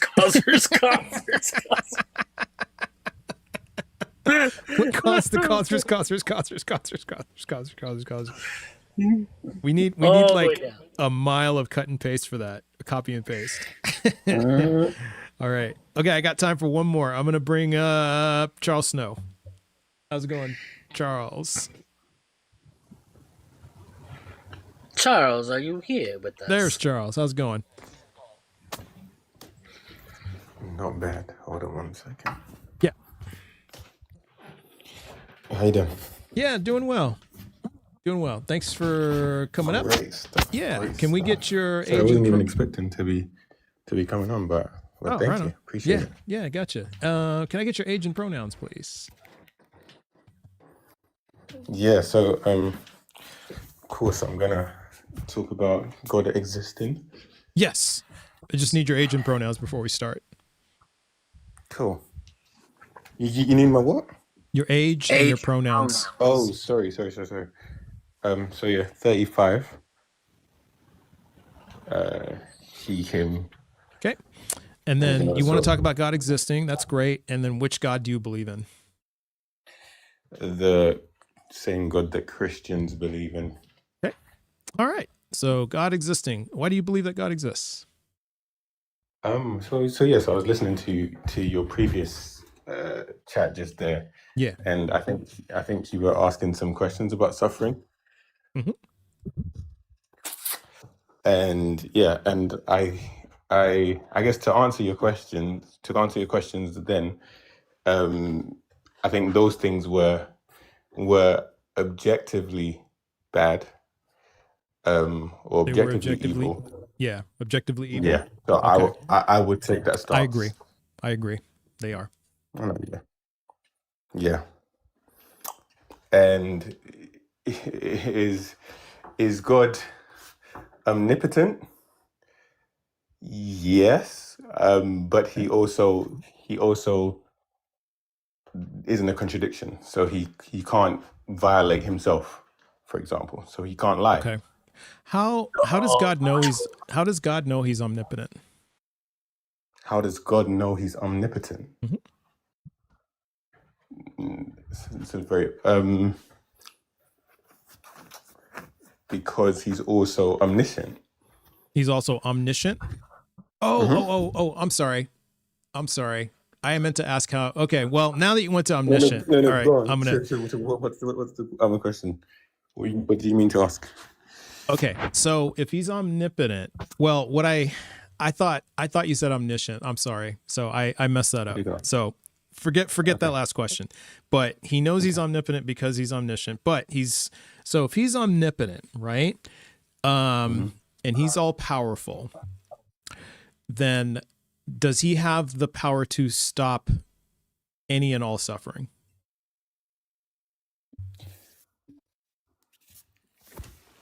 Technically, or prevent. Yes. Stop or prevent. But what did you say? Stop or prevent. Either one. Does he have the power to stop or prevent? Or prevent any and all suffering, yeah. It would be so of course if you're asking for just yes or no, it's hard to just answer with a yes or no. So if I'm permitted to answer a little bit more than that.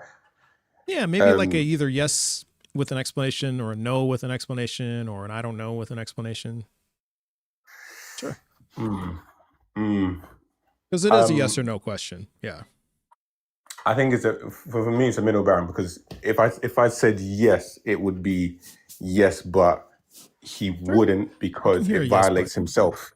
Okay. Yeah, so yes, but he wouldn't because it violates himself. Put it that way. Okay. Why does it violate himself to not stop or to stop any and all suffering? Why would it? Because he made the earth for man. Okay. He made the in earth his word, for he man? said he made the earth for man. He said, "The earth have I given to the sons of men." Okay. And he also said, let them have dominion. So he almost outsourced the responsibility or the governance of Earth to man. Okay. So does that mean then that all suffering is necessary? It does not mean all suffering is necessary, no. Okay. So some suffering is not necessary that happens on Earth. Of course. Okay. And you're saying, and is it good for God to allow that type of suffering, the unnecessary suffering? Again, it's not in his remit because he's given it to man. So it's within man's remit. Okay. Yeah. So for example, a fawn that's caught in a forest fire that's started by lightning, are you saying that God has given that to men? And so and is that suffering necessary? Yes, that even that is under man's dominion. For example, so if you look, for example, at Genesis, you'd see that man is given dominion over not just he's not just given freedom to exercise his own will, but he's given dominion over land, over the marine whatever animals, and the atmosphere as well. Okay. So that dominion extends to everything. How does man control lightning? Lightning striking a forest. Yeah, lighting a forest fire. How does man control that? I'm saying that everything that happens is within man's control because, how is that in man's control? We can't control lightning. Have the power to mess with lightning? That'd be dope. No. Yeah, it may not seem like dope. you individually. It may not seem like you individually have the power to, which is fine, but. No, I'm just asking you how. How do we control lightning? How can I describe it? Something like disasters. Okay, cool. Natural disasters. It's only a cause of the fall. So if everything started with man's fall in the first place, including natural disasters, including things that go wrong, etc., then man is ultimately to blame. Okay, so hold on a second. So you're saying that a lightning strike that causes a forest fire is our fault? 100%. Okay, so if it's our fault, and by whose design is it our fault? By whose design? Yeah. By man's transgression. By man's transgression. Yeah. But who designed this world to enable it to be our fault? To enable man to transgress. Yeah, to enable man to transgress. Who designed this world? Did God know before designing this world that we would transgress? Yes, he did. He did. Okay, so if he knew before designing this world that we would transgress, he also knew that lightning strikes after we transgress would cause forest fires that would cause Bambis to suffer. Okay. Yeah. And he did know. And so what purpose is it for that Bambi to suffer like that? What's the purpose of that? I mean, the ultimate restoration of man. It's how does that restore man? It's an arc. No, I'm saying, so, I mean, if you just look at, if life, for example, ended just on this earth, then fair enough, it's relatively, it's pretty pointless. But because there's something past this, then there's obviously some form of redemption. So if he was to... Does Bambi get redemption? Maybe not Bambi, but that's your is that your personal view of what's I'm just evil? trying to figure out what the whole point of Bambi dying in a forest fire is. That's all I'm trying to figure out. No, I don't know how in terms of Bambi, that one I'm not too sure because the Bible doesn't speak with so much clarity on the afterlife of Bambi. I'm sorry, it said in a chat, Bambi catching strays. I just saw that. That was funny. I'm sorry, Charles. Say that again. I missed cool. it. What the fuck did I do? Yeah, what did Bambi do? Sorry, Charles. Go ahead. No, it's cool. Yeah, go ahead. Sorry. That's in terms of Bambi, I don't know. In terms of animals, I don't know. I mean, that one is hard to say if that's objectively bad or if it's objectively anything. What about example, a pride of lions eating a zebra alive? Is that Again- zebra suffering? Again, that is hard to say if that's objectively bad because that's some. Is it necessary? Is it necessary? Yeah. I don't think it's necessary. No. Okay. So then did lions eat zebras alive before the fall, or did they kill them immediately without any suffering or pain and then eat them? I mean, before the fall, you see that there wasn't any wild animals, so there was no lions eating zebras. The animals before the fall, before the fall of man. Okay. That wasn't an occurrence. So that was after the fall. That's when lions are eating zebras. So I'm trying to understand. So I'm trying to understand then. Wait. What did you say? Oh yeah. What did you say, Amy? Sorry. I said lions were vegan before the fall. Lions were vegan. Okay, lions were vegan. Or we had vegan lions. Okay. This conversation is going in directions I did not expect. Okay, this is interesting. You can tell because back then they had man buns. They had man buns. Now they just let the manes just drape all the way down, right? Down, exactly. But they had man buns and yeah. Okay. Their glasses and everything. Yeah. All right. Charles. Okay. Yeah. So okay, help me out with this, Charles. So yeah, sure. So why is God allowing zebras to get eaten alive? Why is he allowing that? Why is he allowing zebras to? Again, it goes back to the same my same comment in terms of why does he allow suffering with man, and why does he allow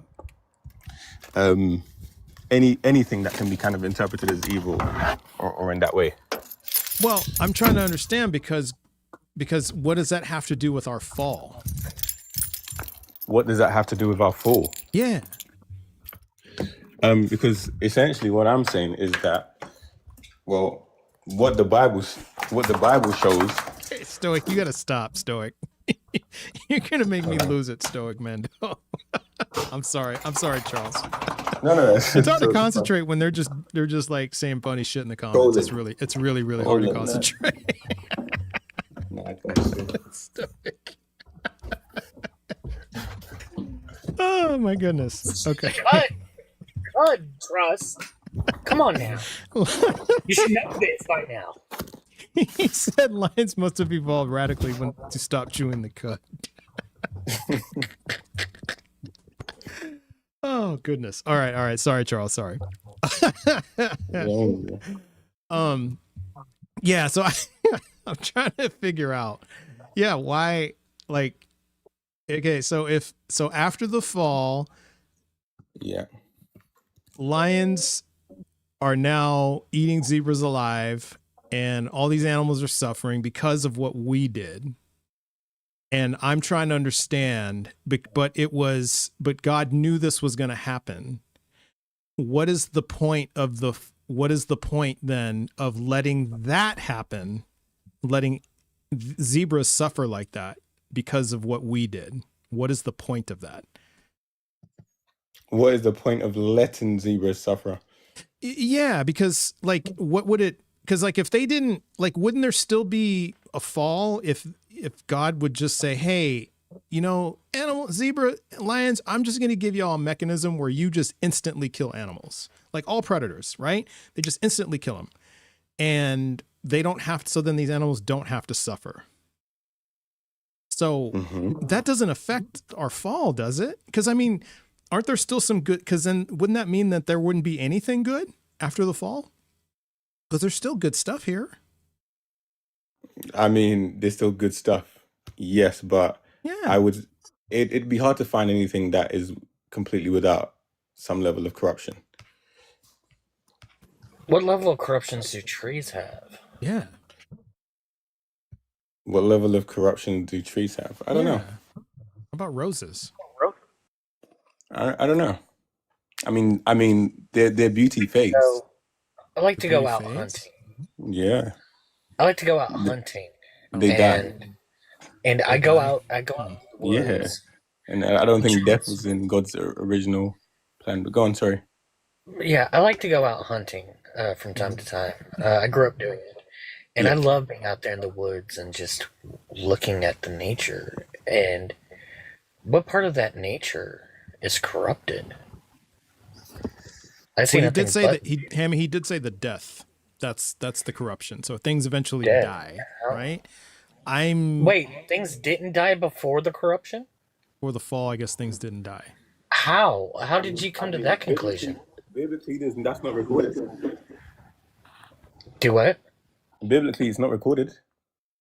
Well, biblically, it sits there and tells you that the only reason why, like one of the major reasons why Adam and Eve were kicked out of the garden was because they ate from the tree of knowledge of good and evil. And that had they stayed there and eaten from the tree of life, which would give them eternal life, then they would become gods. Yeah. So that means that they were always destined to unalive. They weren't destined to live forever. Yeah. Which means that things had to die. So they ate from the tree of the knowledge of good and evil, and they became as gods, right? No, they just became knowledgeable. No. That was the actual. That's verbatim. They became as gods. Well, we gotta read Genesis. What the serpent says I'll look it up. What the serpent says is that whenever Eve sits there and tells the serpent that, no, we will surely die if we eat from that. The serpent says, you won't die. You'll just become like him because with the knowledge of knowing between what's good and evil. Yeah. And so then whenever that had already happened and God was deciding the punishment, when God was deciding the punishment, he sat there and said that he's like, they can't stay in the garden because now that they've eaten from that tree, if they eat from the tree of life, they will have everlasting life and they will be gods. So that's one of the biggest reasons why he kicks them out.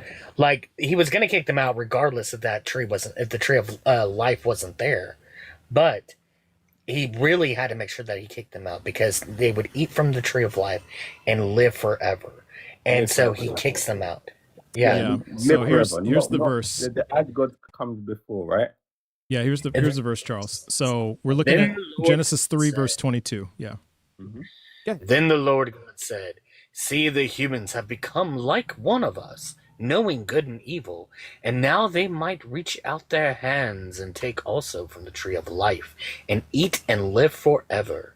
Therefore the Lord God sent them forth from the Garden of Eden to till the ground from which they were taken. Okay. So exactly what I was saying, right? So they never ate as from gods. They were as gods, or like gods, from the knowledge of good and evil. And then it says the humans have become like one of us, not that they have become us. No, I know. I'm saying like one of us. Yes. And now they might reach out and also take from the tree of life and eat and live forever. See, so knowledge of good and evil didn't mean that they could live forever. So they didn't have the ability to live forever. Because then why would God be worried about eating from the tree of life and eat and live forever if they couldn't live forever, if they already could live forever? Yeah, see what we're saying? Death in and of itself is not evil. Because before they actually ate of the tree, God said the reason why they were not supposed to is because the sentence would be death. If death was a sentence from eating the tree, death was already. So he said they would die right then and there. That's why. Yeah, that's the reason why. Yeah, you would surely die at that moment. You will surely die. You're adding the right there and then. It says you would surely die. Well, the reason why, because we're putting the context in and see the context here, because you have to read the entire thing. And so when you get to 22 and 23, there's no reason then, if they could live forever, there's no reason for God to say this. Why would God say this if they could live forever? Why would he be worried about them eating from the tree of knowledge, tree of life? If they could live, cool. They could already live forever. So, there's no reason for him to worry about that. I mean, firstly, how you understand death and how I believe the Bible is speaking about death is quite different because when they did eat from the tree of the knowledge of good and evil, what happened instantly was a spiritual death. So they died in spirit. Okay. So the only people who think this are Christians. Like, there is no sense. There's no way in the text, both in the context of the text, nor in the actual Hebrew, does it ever mention a spiritual death. Nothing has ever once connotated that this was a spiritual death. What is it? What does it mention in the Hebrew? Yeah, I'm going there right now. I'm going there right now. The actual Hebrew, yeah. Yeah, what does it mention? It just says death. It means to, like, actual physical death. Really? What's the Hebrew word? Yeah, we're getting there. Don't worry, he's pulling it up. Hang on, I'm pulling it up. It's Blue Letter Bible, and you know what? I think I can just put in Genesis 3. Okay. That is... Okay, where is the Hebrew? Where is that? Are you on Bible Hub? Is it Bible Hub? I was on Blue Letter Bible. Okay, it's Bible Hub. Oh, I don't know about Blue Letter Bible, but I know Bible Hub.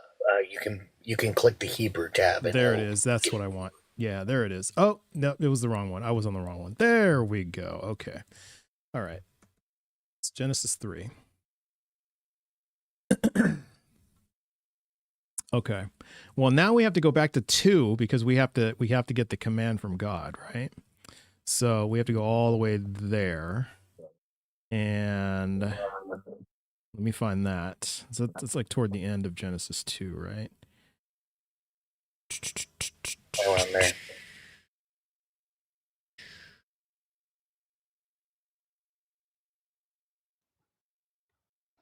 Because Genesis 3 starts off with the serpent. With the serpent, yeah. So it's got to be Genesis 2, right? It's going to be Genesis 2 towards the end, yeah. Yeah, it's towards the end. Okay. Okay, so that's God rests, creation of man, planting of the garden. Maybe this is it. He had formed that. God made them grow. Please never tree in the ground. Food, knowledge. Oh, there it is. Good, the knowledge in the tree. Yeah, there it is. And evil. Went out now a river. Okay, there's the planting of the onyx winds through it. Kishon, east side, Euphrates, Yahweh, man, keep it to 10. Ah, there it is. Okay, so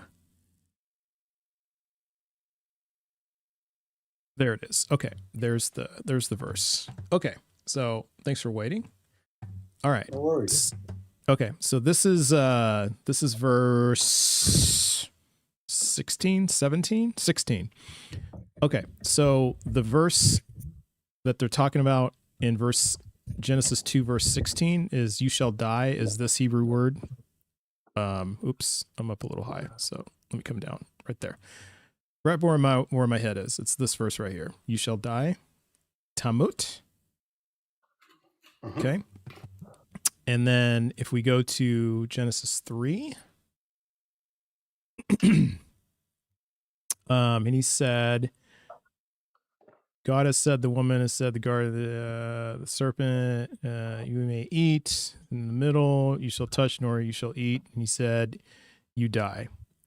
So it's the same root word. Yeah. Same root word. So that means, yeah. And when you go to that root word, it will tell you that it's a physical death. That it actually wouldn't tell you it's a physical death. It will tell you it's an absolute death, and death in the fullest sense, not physical. Yes. Yeah, it wouldn't tell you it's a physical death. Yeah, it'll tell you it's an absolute death in the fullest sense, but not physical death. It will tell you that that there's. And how do you know how do you know it's not telling you that it's a metaphorical death versus a physical death? No, I'm not saying it's a metaphorical death. I'm saying it's a spiritual death. That's very real. What is it telling you that what about this word tells you it's a spiritual death? that word doesn't tell you it's a spiritual death. It's just, for example, okay, so how do you know it's a spiritual death then? It depends on what you apply to. I know because they didn't die in the day they didn't physically die in that day. So for consistency, because of context, it is not a physical death because they didn't die in that day. Right. And so where's the evidence that they were supposed to live forever? The evidence that they were supposed to live forever. They were sustained by the where does it say in Genesis that life. they were going to live forever? Yeah. Where does that say in Genesis that they were going to live forever? It doesn't say that. Okay. So if it doesn't say it, okay. So then why would you? But you know, why would you? The absence of the thing could not be. Well, you can't make an argument from silence. Why would you? But why would you conclude? Well, then how do you know that God intended for them to live forever? Because He gave them access to the tree of life, and they could eat of the tree of life. Where does it say that? Life was. Where does it say that they could eat of the tree of life? I mean, He says that you can eat from all tree apart from, and then He mentions the tree, which is the midst. I think He says both. He says that they can't eat from either one of those trees, if I'm not mistaken. No. Can you pull up the verse? The man of knowledge, but of the tree you may eat freely. Yeah, it just says the tree of knowledge. You may eat freely. You shall not eat evil and good. Yeah. So, okay, so that's true. So you're saying that they could eat from the tree of life, but they just couldn't eat from the tree of knowledge. Okay. Yet, and had they have eaten. Okay. Sorry, can I just add? Okay, so then what that but then that kind of tracks then, because again, if they're eating from the tree of life, right? They're allowed to eat from the tree of life. God says to them, "You will surely die if you eat from the tree of good and evil, or the knowledge of good and evil. Then if you do that, you will die, right? You shall die." That's what it says here. Yes. Okay, so then what you can take from that is He was going to tell them to stop eating from the tree of life. Because you yourself just said, now that they had eaten from the tree of knowledge of good and evil, now, which actually is not true, because He said they will become like us if they eat from the tree of life. But that's not true either, because we're not omniscient. The tree of knowledge of good and evil didn't make them omniscient. It didn't do that. So that wasn't true. But that's neither here nor there. And it seems like this tree of life, it seems like it's one of those trees that in order to have eternal life, you have to consistently eat from it. You have to eat from it. Yeah. So that's our whole point. Yeah, but that doesn't necessarily mean that death in and of itself was not was incapable before the fall. Yeah. It just means that they were eating from the tree of life. Yeah. And that they were living forever because of that. But had they not had the access to it, they would still die. Mm-hmm. Just like every other creature would have still died before the fall. So does that mean then, Charles, that every creature was eating from the tree of life? Creatures that only eat meat, they were eating from the tree of life? Charles, your teacup, by the way, so if you stay away from the app for too long, it will sorry. It'll drop you. And also, just if you come back to the app when you want to talk to us. If you're just looking stuff up, that's cool. Okay. But just come back. You just have to be on the app. No, it's cool. It okay, happens. Cool. Yeah, sorry, I was just talking to myself. Okay, cool. Sorry, what was this? we probably asked you a whole bunch of questions while you were away. No, I heard everything you were saying. Here. Let me kind of sum this all up, Charles. So, yes, you're right. They themselves were probably already eating from the tree of life. Yes. 100%. Well, listen. They were probably eating from the tree of life. However, by the sound of it, you have to consistently eat from this tree in order to have everlasting life. Agreed. And so the thing is that I'm wondering were animals who strictly only eat meat, were they also eating from this tree of life? That's the thing. I don't know that because the Bible doesn't speak on that. So I know that they were sustained by his breath as well, but I don't know that, you know. Okay, cool. So then we can assume that most likely they probably weren't, because if we know that they only eat meat now, and as far as we know, they've only ever eaten meat, then that would kind of connotate that before the fall, all they were doing was eating meat. So they weren't eating from the tree of life. So they must have died. They must have died because they weren't eating from the tree of life. Mm-hmm. Yeah. I mean that is a string of assumptions which neither myself nor you can. I mean, the assumption here, though. Well, it's also a string of assumptions to assume that that animals live forever, because we don't have any evidence of that in the Bible. It doesn't say that. But that's an assumption too. Okay, cool. Fair enough. Okay. And so the thing is my assumptions actually rely on what we already know about animals.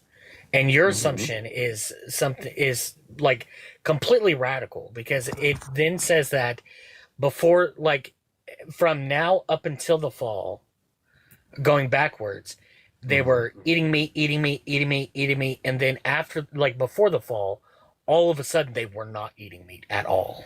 They were eating from the tree of life. Yeah. And so that's an assumption that is a bit too far. Wait. I'm not saying that animals were eating from the tree of life. I'm not saying that. So. Right, but then okay, but well, your original claim was that before the fall, nothing died, and we don't have any evidence of that in the Bible at all anywhere. Doesn't say that anywhere. Yeah, all it says. Nor to the contrary, right? Nor to the contrary. However, we know things die, right?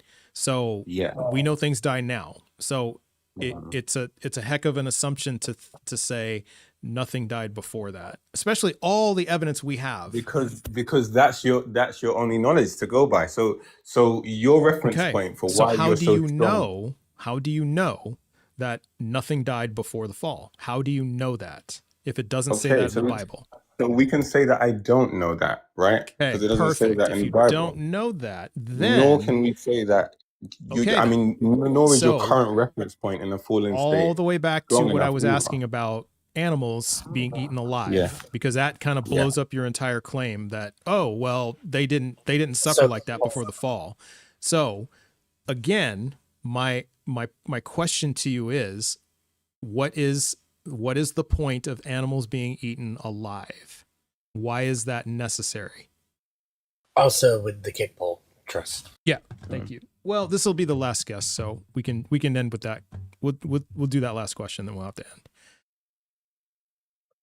end. Again, like, I can't depart from that point in terms of, because although the Bible doesn't explicitly say that animal death did begin after the fall, what it does show is that death enters through sin.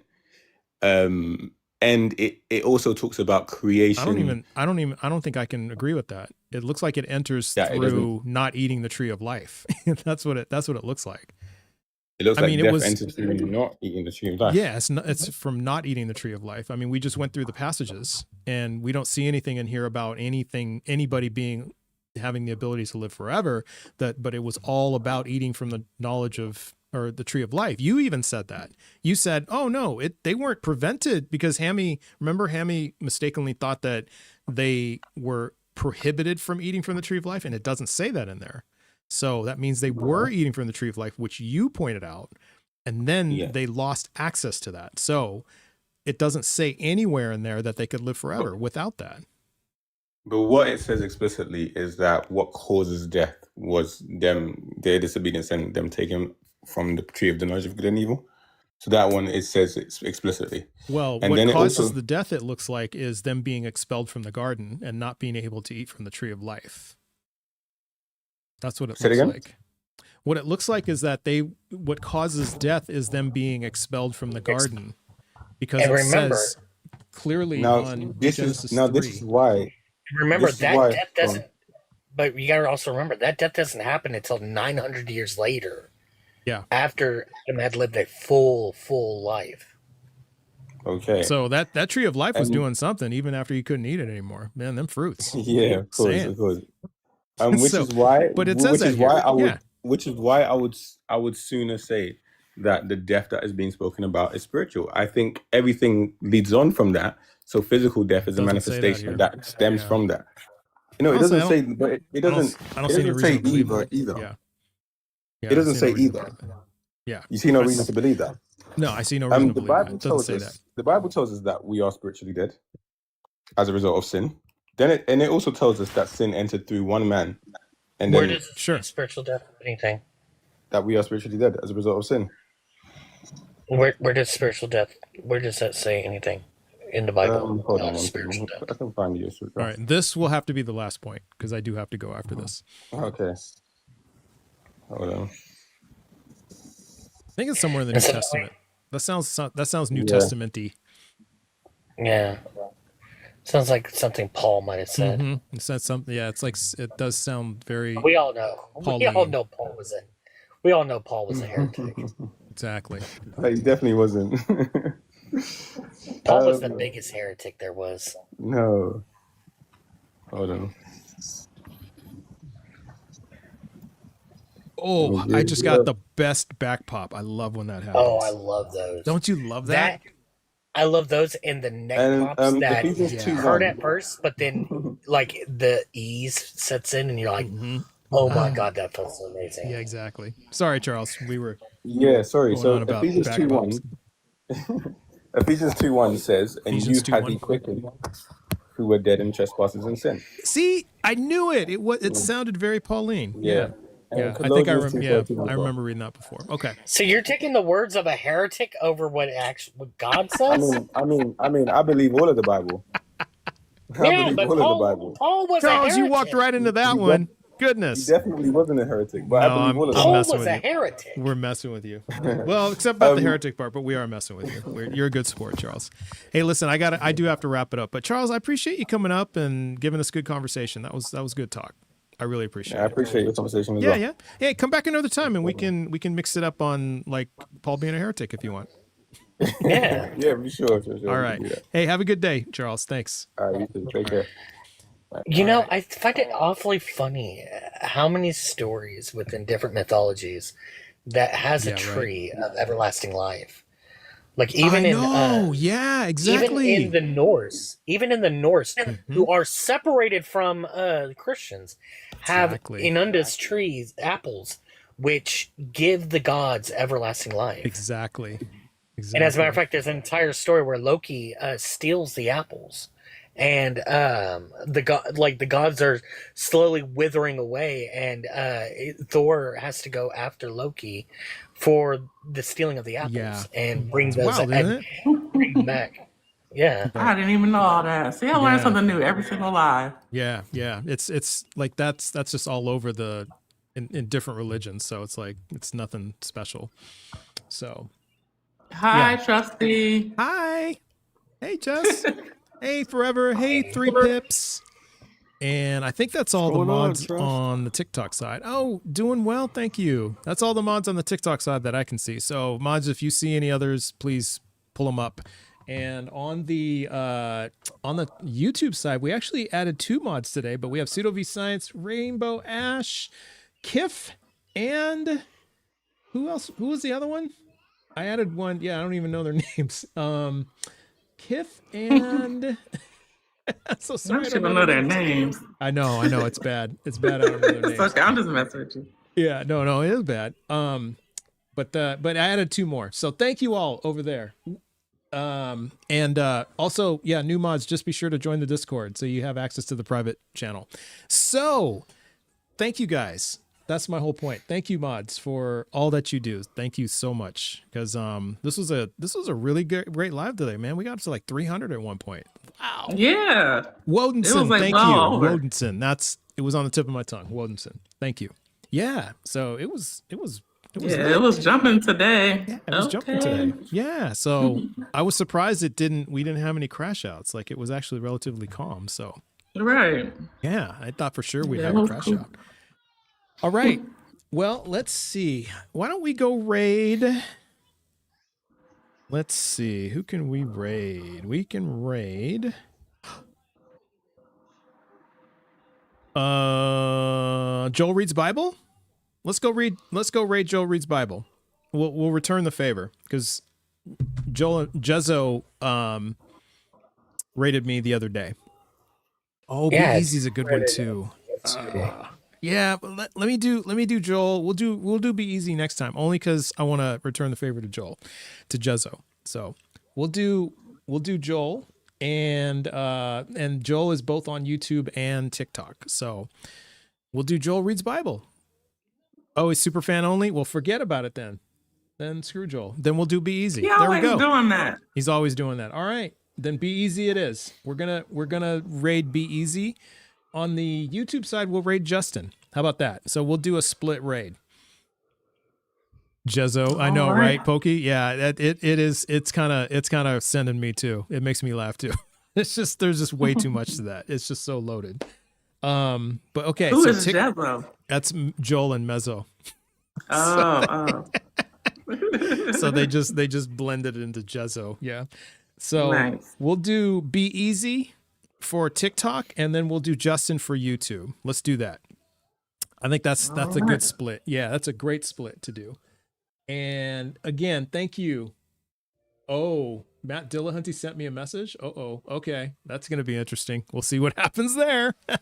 Are you in trouble? I don't know. I might be, but if not, if I am, that's okay. It's just Matt. It's all good. All right. I love you guys. You guys are awesome. And also follow Hammy, and follow Jess, and follow Forever Atheist. Follow follow me. Yeah, Yes. I've been going live in the middle of the day follow. before Trust. Exactly. If you Follow. follow me, you will get all the disappointments of all the nonsense that I spew. Oh, hush. You are a guest on so many lives. They're going to go see so many more creators. That's why they should follow you. So Yeah, stop Hammy, with come that back to the foolishness. live Exactly. and help me mod. Yeah, there you go. Because I just have Forever Atheist right now. Oh, okay. Where? Yeah, my chat got crazy today. This person attacked me for a whole hour. I'm like, oh my goodness. Oh, So you don't got goodness. nothing else to do? He was my #1 viewer. No, they don't have anything else to do. Hey, but that actually they drives don't. engagement, so it's actually kind of good. Exactly. It's a blessing. That's kind of why I let it Somebody- go on. Yeah. Somebody Just did get my kind of comments up. Somebody did kind of fanboy over me on Justice Oh, that was Live so yesterday. funny. There you Yeah, when Hammy and R.A.G.Z was up, he's like, I can't believe I'm on the panel with Hammy. That's awesome. That's It awesome. was so funny. That's awesome. All right. So honored. So follow Jessica so you can check out Jessica tomorrow. And Hammy will be on somebody's panel later today. So follow Hammy for that. And follow Forever Atheist just because he's awesome. And he's in other lives too. So sometimes he gets on. But just follow Forever Atheist out of principle. I do. Yeah, exactly. And He I'm does from actually time to hoping time. to do my own lives here in about a month. Yes, and that's all Yes. more reason to follow Yes. Forever Atheist. So that's amazing. Okay, Yeah. something to look forward to. Okay. Yeah, he was cooking somebody on my live today. I was like, go ahead on. Okay. But the Noah's Ark thing. Okay. Well, hey, maybe Forever Atheist will grace me and be a co-host one of these days. That would be Whoop, awesome whoop. too. I will try. I will try. Okay. My lives aren't quite like yours, like into the Bible and all that kind of stuff. That's all right. My lives are more like the objective part of it. No, but you were But, cooking with the hey. Noah's Ark points because the Bible said like the water went up to the top of the mountain, but it's too cold. It's no oxygen up there, and the guests just didn't have any explanation to Forever Atheist points. So I was like, okay, go ahead. See? Well, and the top. And also you use common sense. I see. That's a good approach.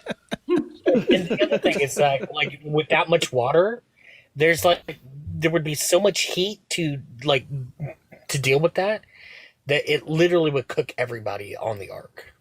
Yeah, that's true.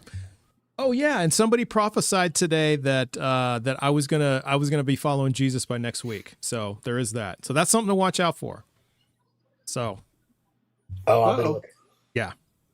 They prophesied that I'd be following Jesus by next week. So let's see. So would you change your name to Faith but Verify? Or just trust. Something like that. Just trust. Just trust. Believe but verify. Yeah, believe but verify. Yeah. Or trust, don't verify. There we go. Faith, don't verify. There you go. Faith, don't verify. All right, Faith y'all. never verify. Yeah, faith never Never verify. All right, y'all. Love you. Gotta go. See ya in Justin's live on YouTube and Be Easy's live on TikTok. Have a good night, guys. See ya. You too, Trust. We'll see you later.